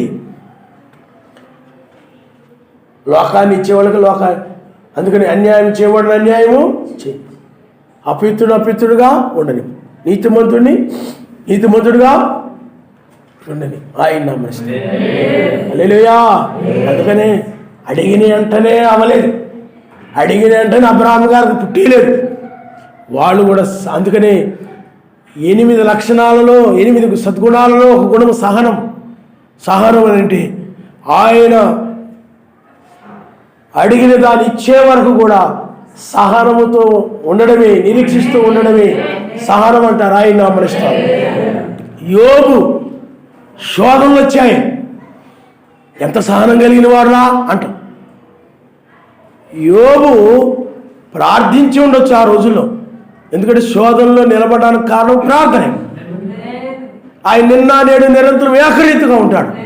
ఆ ప్రార్థనలో అతడు నాయన నేను ఏదైతే కోల్పోయానో మరలా తిరిగి నాకు దయచేయను ఆయన అని ప్రార్థించి ఉండొచ్చు. ఆ ప్రార్థించినప్పుడు నాకు ఆయన ఇచ్చేసాడని నమ్మకంతోనే ఉన్నాడు యోబు. సహనము కలిగి రకరకాలుగా వాళ్ళు వచ్చి వీళ్ళు వచ్చి ఏదో అంటా ఉన్నారు, ఆయన భార్య కూడా ఏదో అంటా ఉంది. అయినా కానీ వాటన్నింటిని కూడా సహిస్తూ ఆయన సమర్థుడు, చేయగలడు, ఆయన ఇచ్చేశాడు నాకు ఆయన నమ్మకంతోనే ఉన్నాడు. ఆ నమ్మకాన్ని బట్టే పొందుకున్నాడని నమ్మకంతో ఉన్నాడు కాబట్టి ఆ నమ్మకాన్ని బట్టే యోబు యొక్క శరీరం మారిపోయింది, కురుపులని మాయమైపోయి ఆరోగ్యకరమైన శరీరం అయిపోయింది. పోగొట్టుకున్న వాడిని మనం తిరిగి పొందుకున్నాడు ఆయన నామరిస్తాడు. సంతానాన్ని 200 పొందుకున్నాడు ఆయన నామరిస్తాడు. ఏ విధంగా దేని ద్వారా జరిగింది చెప్పండి, పొందుకున్నానని నమ్మకంతో. నువ్వు పొందుకున్నానని దాని విషయం ఇంకా సందేహించకూడదు. ఆయన ఎందుకు చెప్పాడే, నువ్వు అడిగిన తర్వాత ఇదిగో నాయనా ఆ కొండ లేదా బండ వెళ్ళి ఆ సముద్రంలో పడుగాక సహాయం చేయలేని అడిగిన తర్వాత దాని విషయంలో సందేహించొద్దు అన్నాడు ఆయన. అలాగే నువ్వు కూడా ఏదైతే అడిగావు ఇంకా నాకు ఆయన ఇచ్చేసాడు అనుకోవాలి తప్ప ఏమండి ఇంకా దాని అది జరుగుతుందో లేదో, అది అవుతుందో లేదో, నేను వెళ్ళిపోతానో లేదో, ఎత్తబడతానో లేదో, విడిచిపెట్టబడతానేమో, ఆ రాజ్యాన్ని పొందుకుంటానో లేదో అని రకరకాల సందేహాలతో ఉన్నావంటే నువ్వు పొందుకున్నానని విశ్వాసంతో నువ్వు లేవని అర్థం. నువ్వు అవిశ్వాసిగా ఉండవని అర్థం. విశ్వాసి ప్రార్థించినప్పుడు పొందుకున్నాను అన్నట్టుగా ఉంటాడు. వాడే అలా పొందుకున్నాను అన్నట్టుగా ఉండేవారి వారే పొందుకుంటారని వాక్యం చెప్తుంది ఆయన. హల్లెలూయా, హల్లెలూయా. అందుకని పొందుకున్నట్టుగానే ఉండు. నువ్వు ఏదైతే అడుగుతున్నావు అన్నీ ఆయన్ని అడుగు, ఆయన మీదే ఆధారపడు, ఆయన అడుగు, సహాయం చేస్తాడు. ఆయనకు అసాధ్యమైంది ఏమీ లేదు. వాళ్ళది వీళ్ళది నువ్వు ఆశించగా. బైబిల్ చెప్తుంది, పొరుగు వానిది ఏది కూడా నువ్వు ఆశించకూడదు అని వాక్యం చెప్తూ ఉంది. నువ్వేం చేయాలంటే ఆయన అడుగు. నువ్వేం చేయాలి? ఆయన అడుగు. నీవే ఇవ్వగలిగిన సమర్థుడివి, నీవే ఇవ్వగలిగిన శక్తివంతుడివి అని నువ్వు ఆయన అడిగితే ఆయన ఏం చేస్తాడనండి? ఇస్తాడు. ఇచ్చాడని నువ్వు నమ్మాలి. నాకు చాలా నచ్చిన బ్రహ్మం గారు వర్తమానంలో నచ్చింది ఏంటంటే, నేను చాలాసార్లు దాన్ని జ్ఞాపకం చేసుకుంటున్నాను. నా జీవితంలో జరిగింది కాబట్టి, నా జీవితంలో అలా ఉన్నారు కాబట్టి. ఈ రోజున నేను ఒక హాస్పిటల్కి వెళ్ళలేదండి, ఏ ఒక హాస్పిటల్కి వెళ్ళలేదండి. కారణం విశ్వాసమే. నేను పరిచర్యగా రాకముందు కానీ, పుట్టిన వాడిని నమ్ముకోకముందు కానీ చాలా బలహీనుంది, అనారోగ్యం, ఏది తిన్నా పడేది కాదు. ఎలా కూర్చొని ఉండాలనుకోండి, పడుకుంటే బాగుండు అనుకున్నాను, నిలబడ్డాననుకోండి కూర్చుంటే బాగుండు అనుకున్నాను, అంత బలహీనం. అలాగా ఈ నీడలో ఉండి అలా ఎండలోకి వెళ్ళిపోతే చూడలేకపోయాడు, వెళ్తురు చూడలేకపోయాడు. ఈనాడు నేనే అది ఆశ్చర్యపోతుంటాను. ఆయన హల్లెలూయా. కారణం ఏంటి చెప్పండి? ఏదైతే అడిగామో దాన్ని ఇచ్చేశాడు, నేను పొందుకున్నాను, నాకు అది దయచేశాడు. నమ్ముతాడు ఆయన్ని, నమ్మే ఈ రోజు ఇక్కడ నిలబడ్డాను. ఆయన హల్లెలూయా. మనుషులను కాదు, రాజులను కాదు, అధికారులను కాదు, నాయకులను కాదు, ధనమును కాదు, పేరు ప్రఖ్యాతులను కాదు, నీ బలాన్ని కాదు, నీ బంధువులను కాదు, నీ ఇంట్లో వాళ్ళను కాదు, ఆయన ప్రతి ఒక్కరు వ్యక్తిగతంగా నమ్ముకోవాలి. ఆయన మనందరం కూడా ఒకరినొకరిని కాదు, మనం ఆయన నమ్మాం. ఒకరి మీద ఒకరు మనం విశ్వాసం ఉంది, కాదంటలేదు. కానీ ఆయన చేయగలడని సమర్థుడని మనం నమ్ముతున్నాం. ఆయన హల్లెలూయా, హల్లెలూయా. అందుకని బ్రహ్మం గారు చెప్పింది ఏంటంటే, ఒక గుడ్డి వ్యక్తి అతడు బ్రహ్మం గారు మీటింగ్స్ పెట్టినప్పుడు ఆ మీటింగ్స్ దగ్గరికి వెళ్ళాడు. మీటింగ్స్ దగ్గరికి వెళితే అక్కడ బ్రహ్మం గారు చేత ప్రార్థన చేయించుకున్నాడు. ప్రార్థన చేయించుకున్న తర్వాత కళ్ళు రాలేదు. చాలామంది వెంటనే నాకు రాలేదేంటి, నాకు అవ్వలేదేంటి, నేను అడిగింది జరగలేదేంటి, కంగారు పడిపోయి దాని గురించి ఆలోచిస్తాం, ఎప్పుడవుతుందో దాని గురించి ఆలోచిస్తూ ఉంటారు. అయ్యే ఆలోచిస్తూ ఉంటారు. ఇంకా కొంతమంది ఏం చేస్తారు చెప్పండి? ప్రార్థన చేసుకున్న వాళ్ళ అవసరాల గురించి వాటి గురించే ఆలోచిస్తా ప్రార్థన చేస్తారు. ఆ ప్రార్థన అక్కడికి వెళ్తారు, అదే ఆలోచిస్తూ ఉంటారు. ఒకసారి అడిగిన తర్వాత నీకు పదే దాని గురించి నువ్వు ఆలోచించమను. అక్కడ ప్రార్థన చేయించుకున్న తర్వాత అడిగారు కొంతమంది, ఏమయ్యా ఆడికి వెళ్ళి నువ్వు ప్రార్థన చేయించుకున్నావు కదా, మరి కళ్ళు రాలేదే అనగాని, ప్రభు స్తోత్రం అని ఆయన స్వస్థపరిచాడు. అంటే ప్రార్థన చేయించుకున్నప్పుడే అతడు పొందుకున్నారన్నట్టుగా ఉన్నాడు, స్వస్థపరచబడిపోయాడని పరిస్థితిస్తున్నాడు అతడు. అలాగే మరలా ఇంకో చోటుకి వెళ్ళాడు. అక్కడ కూడా ఏమయ్యా నువ్వు వెళ్ళి ప్రార్థన చేయించుకున్నావు కదా, మరి స్వస్థత రాలేదే, ప్రభు స్తోత్రం నన్ను స్వస్థపరిచాడు అంటే పొందుకున్నారని స్తుతిస్తున్నాడు అతడు. అక్కడ స్వస్థపడి ఇంకా గుడ్డి కళ్ళుతోనే ఉన్నాడు. చూసేవాళ్ళకి ఎలా ఉంటుంది చెప్పండి? ఈడేంది గుడ్డి కళ్ళు కలిగి నన్ను స్వస్థపరిచాడు అంటాడేంటి, బుర్రందా లేదా అన్నట్టుగా ఉన్నది. మరలా ఇంకో చోటుకి వెళ్ళి అలా ఉన్నప్పుడు, ఏమయ్యా నువ్వు మనం అక్కడికి వెళ్ళావు కదా, మరి ప్రార్థన చేయించుకున్నావు, నీ స్వస్థత రాలేదా, కళ్ళు తెరవలేదు, మరి గుడ్డోడుగా ఉండవే అనగానే, అవును చేయించుకున్నాను కానీ ఎందుకునో జరగలేదయ్యా, ప్రభు నన్ను కనికరించలేదు, ఎంతో ప్రార్థన ఆయన కూడా ప్రార్థన చేశాడు, గొప్ప ప్రవక్తని ప్రార్థన చేయించుకున్నాను, నేను జరగలేదయ్యా,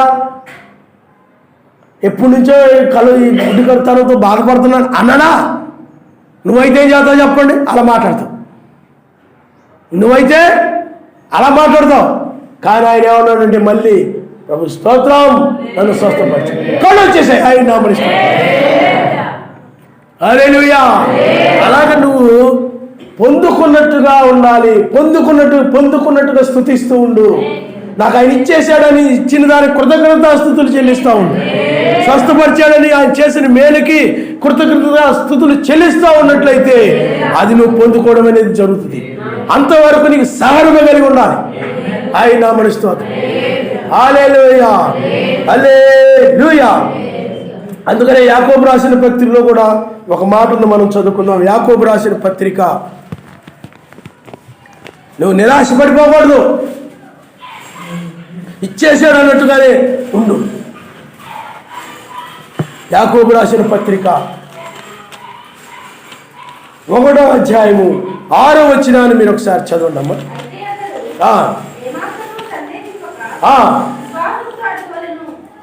ఏ మాత్రము కూడా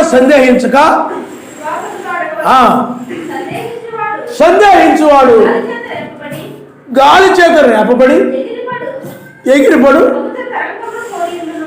సముద్ర తరంగములను పోలిండు. ఆయన నామనిస్తాడు. ఆ సముద్ర తరంగాలు గాలి చేత రేపబడిపోయి స్థిరత్వం ఉండవు. అలాగే నీ విశ్వాసం కూడా స్థిరమైంది కాదు. నీ విశ్వాసం అనేది ఎలా ఉండాలా? స్థిరంగా ఉండాలి. ఇప్పుడు నువ్వు ఈ రోజున ప్రార్థన చేసుకొని పొందుకున్నానని నమ్మావు అనుకోండి, ఆ నమ్మకం పొందుకున్నానని ఆ నమ్మకం స్థిరంగా ఉండాలి. అంతేగాని రేపటికి వచ్చేటప్పటికి ఆ యొక్క విశ్వాసాన్ని పోతుంటుంది. నీలో సందేహంలో పడిపోతావు. ఇంకా నాకేం బాగు చేస్తాడులే, నాకు ఆయన ఏమి ఇస్తాడులే, నాకేమేమి చేస్తాడులే అని నువ్వేమనుకుంటావు చెప్పండి. మరలా ఆయన్ని అడుగుతూ ఉంటాం, ప్రార్థన చేస్తా. అడిగిందే అడుగుతా. ఆయన అడిగిందే అడుగుతూ ఉంటాం. ఎందుకని? ముందు అడిగిన దాని మీద నీ ముందు రోజు అడిగావు, కానీ దాన్ని స్థిరంగా నమ్మకంతో లేవు కాబట్టి మరుసటి రోజు మరలా అడుగుతూ ఉంటాం. అదే ముందు రోజు నువ్వు అడిగావు అనుకోండి, దాని మీదకి నమ్మకం ఉన్నప్పుడు, ఇచ్చేసాడని నమ్మకం ఉన్నప్పుడు, పొందుకున్నావు అనే నమ్మకం ఉన్నప్పుడు స్తుతిస్తూ ఉంది. అంతేగాని మళ్ళీ మరుసటి రోజు అడుగుతున్నావు అంటే ఏమైపోతున్నట్టు? నువ్వు నీ విశ్వాసము నిన్న రోజునేమో పొందుకున్నానని స్తుతించావు, మళ్ళీ ఏమో మరుసటి రోజు వచ్చేటప్పటికి దాని గురించే నాయన సహాయం చేయడానికి మళ్ళీ ప్రార్థన చేస్తున్నామనండి. నీలో ఏమి లేదు, విశ్వాసం లేదు. మరుసటి రోజు మళ్ళీ సందేహంలో పడి మళ్ళీ కావాలని అడుగుతున్నాను. నీ యొక్క విశ్వాసం అనేది స్థిరంగా ఉండాలి. అది గాలికి చెదరగొట్టబడే పుట్టులాగనో, గాలికి ఆ సముద్ర తరంగాలు ఎలాగైతే లేపబడతా ఉంటాయో అలాగే ఉండకూడదు. సందేహించగా విశ్వాసంతో అడగవలెను. విశ్వాసంతో నువ్వు పొందుకున్నట్టుగానే నీ ఉండాలి తప్ప మరి ఏ విధంగా కూడా ఉండకూడదు. పొందుకున్నట్టుగానే ఉండు. నువ్వు ఇప్పుడు వచ్చావు, ఈ వర్తమానం విన్నావు, నాయన నాకు మంచి విశ్వాసాన్ని దయచేయి, ఎత్తబడి విశ్వాసాన్ని దయచేయి. నా జీవితంలో ఇంకా నేను ఏదైతే అడిగానో దాని విషయంలో నాకు సందేహాలు లేకుండా, అనుమానాలు లేకుండా, చేసిన ప్రార్థన మరలా దాని గురించి చేస్తూ ఆ విధంగా నేను లేకుండా నాకు సహాయం చేయను. నీ కృతజ్ఞతాస్తుతులు చెల్లించే వ్యక్తిగా ఉండాలి. సహాయం చేయను. ఆ విధంగా నువ్వు ఏమండి ప్రార్థన చేయాలి. ఆయన నా ప్రశ్న హల్లెలూయా, హల్లెలూయా. అప్పుడు దాన్ని పొందుకున్నట్టుగానే ఉండు. ఆ రాజ్యాన్ని నువ్వు పొందుకున్నట్టుగానే ఉండు. ఆ శరీరాన్ని పొందుకున్నట్టుగా నువ్వు అడిగితే, ప్రార్థిస్తే ఆయన ఇచ్చేసాడన్నట్టుగా ఉండి ఇంకా సందేహించొద్దు. అనుమానించి జరుగుతుందో లేదో అని ఏమి ఉండకూడదు. అది జరుగుతుంది. 100 మంది వచ్చినా సరే, 1000 మంది వచ్చి జరగదన్నా కానీ అది జరుగుతుంది. అందుకని అబద్ధం వైపు ఎక్కువ మంది ఉంటారు, సత్యం వైపు తక్కువ మంది ఉంటారు. ఈనాడు సత్యం ఇది, తక్కువ మంది ఉంటారు. అబద్ధ బోధనలు బోధలు బ్రహ్మాం గారు చర్చిలో 1963లో 2వ రాకడ జరిగిందని రకరకాల బోధలు ఉన్నాయి. బోల్డ్ మంది ఉన్నారు. అది అసత్యమని రుజువు చేస్తూ ఉన్నది. ఏలియా ఒక్కడే ఒకవైపు నిలబడి ఉన్నాడు. 800 మంది పైగా ఒకవైపు ఉన్నారు. మేకాయ ఒక్కడే ఒకవైపు ఉన్నాడు. అబద్ధం వైపు అనేక మంది ఉన్నారు. ఈనాడు కూడా సత్యం వైపు కొద్దిమందే. ఏమండి? మోషే కాలంలో సత్యం వైపు కొద్దిమందే ఉన్నారు, అబద్ధం వైపు అనేక మంది ఉన్నారు. కాబట్టి నీవు ఏదైతే అడుగుతున్నావో దాన్ని పొందుకున్నట్టుగానే నువ్వు నాకు ఇచ్చేసాడు ఆయన. అర్థమవుతుందండి? నాకు ఆయన ఇచ్చేసాడు. నీకు అప్పులు ఉన్నాయి అనుకోండి, నువ్వు ప్రార్థన చేసావు, అడిగావు, అడిగిన తర్వాత నాకు ఆయన తీర్చేశాడు. ఇంకా ఆ నమ్మకంతో నేను ఉండాలి. అది ఏదో సమయంలో ఆయన ఎగరగొట్టేస్తాడు. ఆయన నా ఇష్టం. నమ్మకంతోనే ఉండాలి. ఏదైనా సరే ప్రతిదీ నీ జీవితంలో ఏదైనా కానీ నీది ఏ విషయంలో జ్ఞానం కొద్దుగా ఉన్న ఎడల అడగమనం. జ్ఞానం కొద్దుగా ఉన్న ఎడల అడుగు. నీతి నీ కొద్దుగా ఉన్నట్లయితే, పరిచర్య కొద్దుగా ఉన్నట్లయితే, ధర్మకార్యములు చేయడం కొద్దుగా ఉన్నట్లయితే, ఆతిథ్యం ఇవ్వడం కొద్దుగా ఉన్నట్లయితే, పరిచర్య చేయడం కొద్దుగా ఉన్నట్లయితే ఆయన అడుగు. అడిగి ఆయన నాకు ఇచ్చేసాడని ఉండు. ఏదో సమయంలో ఆయన ఇస్తూ ఉంటాడు. ఏదైనా నాకు పరిశుద్ధాత్మ ఆనందం కొద్దుగా ఉంది, లోకసభ ఇది నాకు, నేను ఆయన ఆనందించలేకపోతున్నాను, ఆయన నేను సంతోషించలేకపోతున్నాను, ఆయన వాక్యమును బట్టి, ఆయన కార్యాలను బట్టి సంతోషించలేకపోతున్నాను. ఎప్పుడు చూసినా కానీ లోక సంబంధమైనవే బుర్రలోకి వచ్చేస్తున్నాయి, ఆ హృదయంలోకి వచ్చేస్తా ఉన్నాయి. అందువల్ల నేను ఆనందించలేకపోతున్నాను. ఎందుకు ఆనందించలేకపోతున్నామనండి? నీ చింతలు ఆయన మీద వేయట్లేదు. నీకు అర్థమైందా? ఏదైతే అడిగావో దాన్ని ఆయన ఇచ్చేసాడని, నువ్వు ఆ చింత ఇంకా ఆయనే చూసుకుంటాడని నువ్వు ఆయన మీద వేసేయాలా భారం. యావే ఈరే ఆయనే చూసుకొను. ఇస్సాకు అడుగుతాడు, తండ్రి మరి గొర్రె పిల్లేది బలర్పించడానికి అంటున్నావు కదా మరి అని అంటే, యావే ఈరే ఆయనే చూసుకొను. అదే విధంగా ఆయనే చూసుకున్నాడు గొర్రె పిల్లని. పొట్టేళ్ళు ఆయన అమరిస్తాడు. అందువల్ల ప్రతిదీ కూడా ఆయనే చూసుకుంటాడు అనుకో. నీ జీవితంలో రేపటి గురించి, గతము గురించి ఏదైనా సరే ఆ ఆలోచనకు వచ్చినప్పుడు ఆయనే చూసుకుంటాడులే. నీ చింతలన్నీ కూడా ఆయన మీద వేసి నీవేదైతే అడుగుతున్నావో ఆత్మ సంబంధమైనది, దాన్ని, ఆ రాజ్యాన్ని నువ్వు ఎదుగుతున్నావో దాన్నే నువ్వు అడుగు.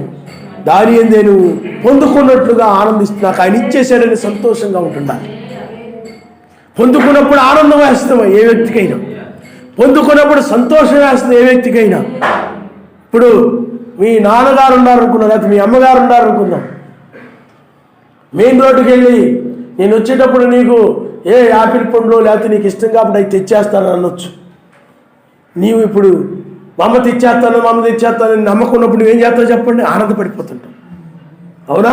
నమ్మకం లేదనుకోండి, నువ్వు అలా అంటావు కానీ నువ్వు ఎన్ని మాయ మాటలు, దొంగ మాటలు చెబుతున్నావు, నిన్ను అసలు నమ్మకూడదు ఏమండి అని ఏం చేస్తావు చెప్పండి? ఏడు ముఖంతోనే ఉంటాడు ఇంటి దగ్గర. నమ్మకం లేనప్పుడు ఏడు ముఖంతోనే ఉంటాడు. కానీ నమ్మకం ఉన్నప్పుడు ఏం చేస్తాడు చెప్పండి? తెచ్చేస్తుందని సంతోషంగా. నువ్వు కూడా అలాగే ఉండాలా. ఆయన ఎదుర్కోలేదు, కలుసుకోలేదు, రాజ్యానికి వెళ్ళలేదు, కానీ నీ నమ్మకం వలన పొందుకున్నారనేటువంటి ఆ భావం, ఆలోచన నీలోకి వచ్చేస్తాయి. దాన్ని బట్టి సంతోషంగా ఉంటాం. ఒక సమయంలో ఆ యొక్క అవి తెచ్చినప్పుడు ఎంత ఆనందం ఉంటుందో చూడండి. అసలు తెచ్చిన దానికంటే కూడా ముందు తెస్తానులే అన్నదానికి, ఆ నమ్మకానికి ఎక్కువ ఆనందిస్తాడు తెచ్చినిచ్చిన దానికంటే కూడా. సేమ్ ఇప్పుడు కూడా నువ్వు కూడా ఆ నమ్మకము, నువ్వు ఆయన నమ్మితేనే.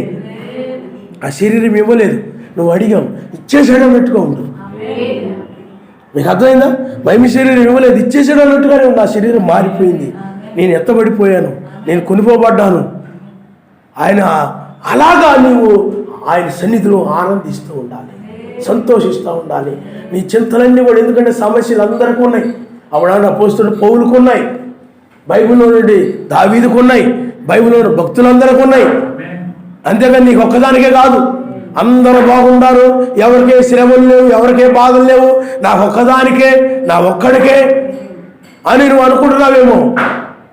ఆ రోజుల్లో వాళ్ళందరూ కూడా తమ చింతలన్నీ కూడా ఆయన మీద వేసి ప్రార్థన చేసి ఆయన అప్పగించి ఆయనే చూసుకుంటాడు అనుకుని, ఆయనే చూసుకుంటాడులే. ఆలోచనకు వచ్చినప్పుడు ఆయనే చూసుకుంటాడులే. దాన్ని ఆలోచన రాకుండా చూసుకోవాలి.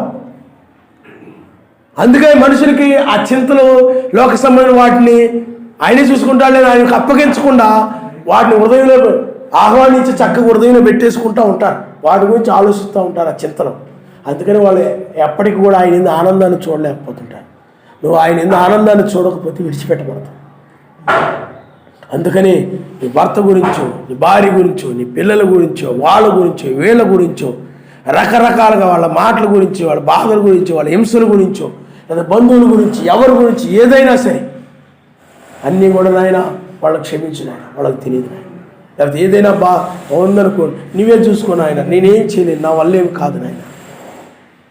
ఇంకా లోకంలో ఇవి కొనుక్కున్నారు, ఇవి కొనుక్కున్నారు, నాకు ఏం వద్దు నాయన, నీ రాజ్యమే నాకు కావాలి నాయన, నువ్వే చూసుకోను ఆయన, నాకేం వద్దు నాయన. అన్నీ ఆయనకు అప్పగించేయాలగా. నీ ఆలోచనలు, నీ ఆలోచించే పని నీది కాదు, చింతించే పని నీది కాదు. అన్నీ నువ్వు ప్రార్థన చేసి ఆయనకు అప్పగించేసి ఆయన ఎందుకు ఆనందించడమే నీ పని. ఆయన ఆనందిస్తూ ఉండు. చింతించడం వల్ల నీ ఎత్తు 3 ఎక్కువ చేసుకుని లేవు. చింతించినందువల్ల ఏదో జరిగిపోదు. బైబిలే చెప్తుంది, జగత్తు పునాది వేయబడకుని ఆయన ఎలాగ నిర్ణయించాడో అలాగ జరుగుతుంది. ఆయన్ని ఎలా నిర్ణయించాడో అలా జరుగుతుందంటే నువ్వేం చేయాలనండి, ఆయనకు అప్పగించేసి నిబ్బరముగా దేని గురించి చింతించుకుందుకు తగిన కాలం ముందు ఆయన ఇచ్చించినట్లు మీ చింత యావత్తు ఆయన మీద వేయడనుంది. బైబిల్ నిబ్బరముగా ఉండడం. కాబట్టి ఆ విధంగా నీ చింతలన్నీ, నీ కుటుంబం గురించి చింతలు కానీ, నీ భార్య గురించి చింతలు కానీ, నీ భర్త గురించి చింతలు కానీ, నీ బంధువుల గురించి చింతలు కానీ, అన్నీ కూడా వాళ్ళ గురించి నువ్వు చింతించకుండా, వాళ్ళ గురించి నువ్వు ఆలోచించకుండా అన్నీ కూడా ఆయనకు అప్పగించి ఆయన చూసుకుంటాడులే. ప్రార్థన చేసి వాళ్ళు అప్పగించి వాళ్ళ గురించి ఆలోచించకుండా, దేని గురించి ఆలోచించకుండా, నీకున్న సమస్యల గురించి ఆలోచించకుండా, ఇంట్లో ఉన్న అవసరాల గురించి ఆలోచించకుండా ఆయన చెప్పి అప్పగించేసే అన్నీ కూడా అప్పగించేస్తే ఆయన చూసుకుంటాడు. నీవు ప్రార్థన చేసుకుంటూ ఉంటాడు, ఆనందిస్తూ ఉంటాడు, ఆయన నమస్తే. హల్లెలూయా, హల్లెలూయా. మీరు తెలియదు, మీరు మనము రాజ సంతానం, రాజు పిల్లలవి. మనకు దూతలు ఉన్నారు, కావలి వారు ఉన్నారు, ఆయన దూతలు ఉన్నారు. అందుకని ఒక యజమాని ఉన్నాడు అనుకోండి, యజమాని ఎలా ఉంటాడంటే ఆ యొక్క పొలంలో పనిచేసేవాళ్ళు ఉంటారు, వాళ్ళకి ఆ పని ఈ పని అన్నీ కూడా అప్పగించేసి అతను ఏం చేస్తాడంటే నిబ్బరముగా ఉంటాడు. వాళ్ళు చూసుకుంటారు, వాళ్ళు చేస్తారు, వాళ్ళు చూసుకుంటారు, వాళ్ళ మీద నమ్మకం. సేమ్ నీవు కూడా ఒక యజమాని వలే నీ చింతలన్నీ కూడా ఆయనకు అప్పగించినట్లయితే ఆ దూతలు చూసుకుంటారు నీ కార్యాలన్నీ. ఆయన నామనిస్తారు. ఆ దూతలు మన మధ్య ఉన్నారు, ఆ దూతలు ఆ కార్యాలు జరిగిస్తారు. కాబట్టి నీవింకా ఆలోచించాల్సిన పని లేదు, చింతించాల్సిన పని లేదు. ఆయన నువ్వు ఆనందిస్తూ ఉండు.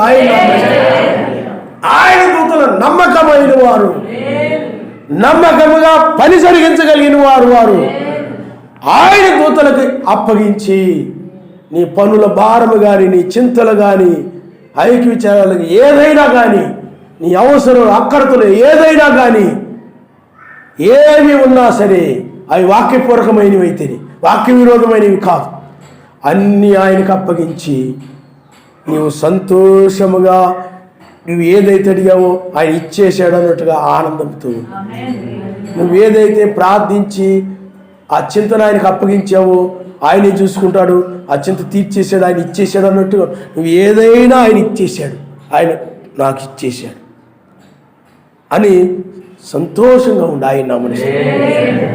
అప్పుడే ఈ శరీరం మారి, అప్పుడే ఈ శరీరము ఆ నమ్మకాన్ని బట్టి శరీరం బలం పొందుకుంటుంది. బలం పొందుకొని మార్పు చెంది పైకి వెళ్ళిపోద్ది ఆయన నా మనిషి. హల్లెలూయా. మహిమ రూపముగా మారి యాషువతో నుండును నేను, యాషువతో నుండును. మహిమ రూపముగా మారి యాషువతో నుండును నేను, యాషువతో నుండును. మాటి గోడరమెల్లప్పుడు బలహీనమై వసించుమని, మాటి గోడరమెల్లప్పుడు బలహీనమై వసించునది. చేతులతో చేయబడని, చేతులతో చేయబడని నిత్యమహిమను జీవించగలను, నిత్య జీవమును జీవించగలను. మహిమ రూపముగా మారి యాషువతో నుండును నేను, యాషువతో పొందును. హల్లెలూయా. ఓ ఆయన వాగ్దానాన్ని గురించి మనం ఎప్పుడు కూడా సందేహించకూడదు. అది జరుగుతుందని మనం నమ్ముతున్నాం. పొందుకున్నట్లుగా మనం ఉండాలి. ఆయన వాగ్దానం చేసిన మహిమ శరీరం ఇస్తానని, రాజ్యాన్ని ఇస్తానని. కాబట్టి ఇది పొందుకునే సమయం ఇదే. దాని విషయంలో ఏమి నువ్వు సందేహమో కలిగి ఉండకూడదు. నువ్వు అడిగితే తను పొందుకున్నట్టుగానే ఉండాలి. ఈ కొండలను కొండ వెళ్ళి సముద్రంలో పడమని ఆజ్ఞాపించినప్పుడు అది నమ్మాలి పడుతుందని. ఆ రోజు పడకపోవచ్చు, మరుసటి రోజు పడకపోవచ్చు, కానీ అది ఎప్పటికప్పుడు పడిపోద్ది. నీ విశ్వాసం ద్వారా అది జరుగుతుంది. సేమ్ నీవు కూడా అంతే. నువ్వు ఏదైతే అడిగావో ఆయన ఇచ్చేసాడో నమ్మకంతోనే ఉండు, కానీ ఎప్పటికప్పుడు దాన్ని ఆయన జరిగిస్తాడు. నువ్వు ఆయన నమ్ము. ఆయనకు అసాధ్యమైందేమీ లేదు. ఆయన సమర్థుడు. ఆయన చేయగలిగిన సమర్థుడు. ఆయన ఆలోచన మార్చగలిగిన వాడు, శాసనాలు మార్చగలిగిన వాడు. ఆయనకు ఎలాంటి వాడో బైబిల్లో ఆయన చేసిన కార్యాలను బట్టి తెలియజేయబడతా ఉంది. మొర్దెకై ప్రాణాన్ని తప్పించాడు. ఆయన సమర్థుడు. ఆయనకు అసాధ్యమైందేమీ లేదు. దావీదు, బైబిల్లో వీళ్ళందరూ మనం చూసినప్పుడు ఆయన వాళ్ళ జీవితాల్లో జరిగించిన కార్యములు మనం చూసినప్పుడు ఆయన ఎంత సమర్థుడో కదా. భూమిని సృష్టించిన, సూర్యుని, నక్షత్రాలు ఇవన్నీ సృష్టించిన సామర్థ్యము, సమర్థత ఎవరికైనా ఉందా? లేదు. ఆయనకు మాత్రమే ఆ సమర్థత ఉంది. ఆయన అమరుస్తాడు. ఆకాశంలో నక్షత్రాల్ని వాటి క్రమములో పెట్టాడు ఆయన. అవి క్రమములో తిరుగుతూ ఉన్నాయి. ఆ క్రమములో ఆయన ఉంచాడు వాటిని. అవి క్రమము తప్పిపోతే ప్రపంచం, ఖగోళము, భూమి మొత్తం కూడా విచ్ఛిన్నం అయిపోతాయి. ప్రతిదీ కూడా వాటి స్థానములు పెట్టి వాటి స్థానములు అవి తిరుగుతూ ఉన్నాయి. కాబట్టి పగలు రాత్రి ఇవన్నీ ఏర్పడతా ఉన్నాయి.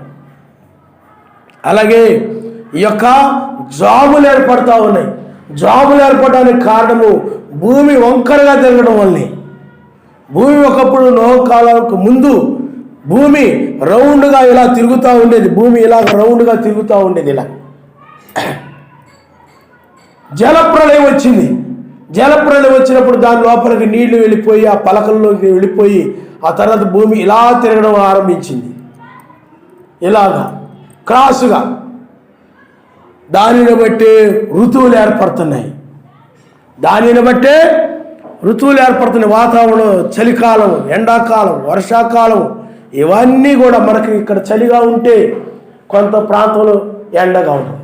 అంటే ఆ భూమి అలా తిరగడం వలన సూర్యునికి ఆ వంపు వలన ఇప్పుడు సూర్యుడు ఎక్కడ ఉన్నాడు అనుకోండి, దూరం అయిపోతాడు. సూర్యుడు దూరం అయిపోయినప్పుడు ఏం జరుగుతుందంటే ఇక్కడ చల్లదనం ఏర్పడిపోతుంది. అదే భూమి మరలా ఇలా తిరిగి ఇలాగ వచ్చినప్పుడు ఇక్కడ ఏం జరుగుతుందంటే చల్లదనం వచ్చి వీళ్ళకి వేడి వచ్చేస్తుంది. అంటే వాళ్ళకి దగ్గరగా ఉండడం, వీళ్ళకి పైకి దూరంగా ఉండడం. ఈ విధంగా ఋతువులు ఏర్పడుతున్నాయి. అవన్నీ కలుగు చేస్తున్నవాడు ఒక సైంటిస్ట్ కాదు.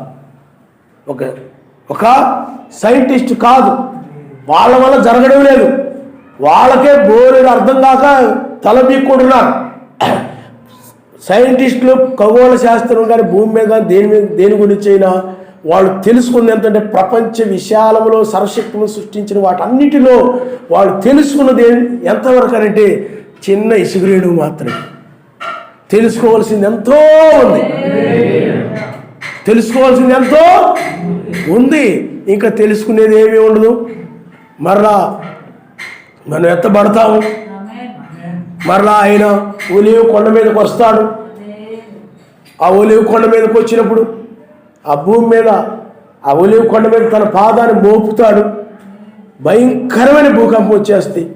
ఇప్పటికీ శాస్త్రవేత్తలు అది భూమి అనగా ఒలీవ కొండ పగిలిపోయేలా ఉంది అని దాని మీద ఎలాంటి 5 స్టార్ హోటల్స్ కానీ అలాంటి ఏమీ కట్టకుండా వదిలేశారు దాన్ని.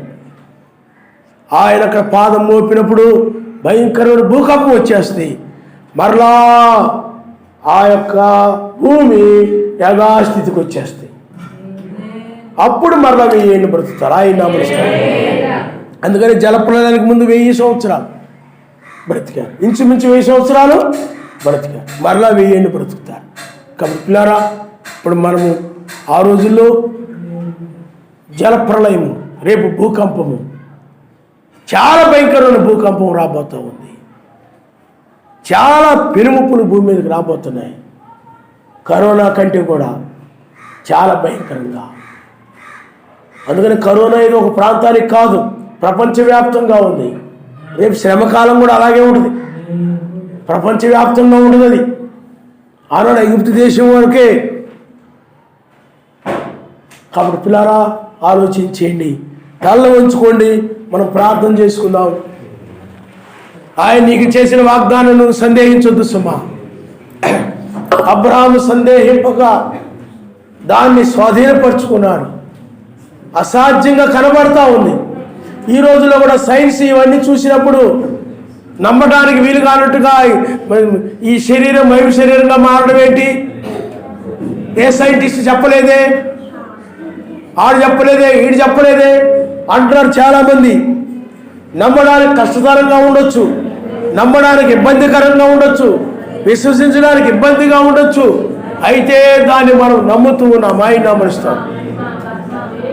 నువ్వు ఏదైతే అడుగుతున్నావు దాన్ని నమ్ము.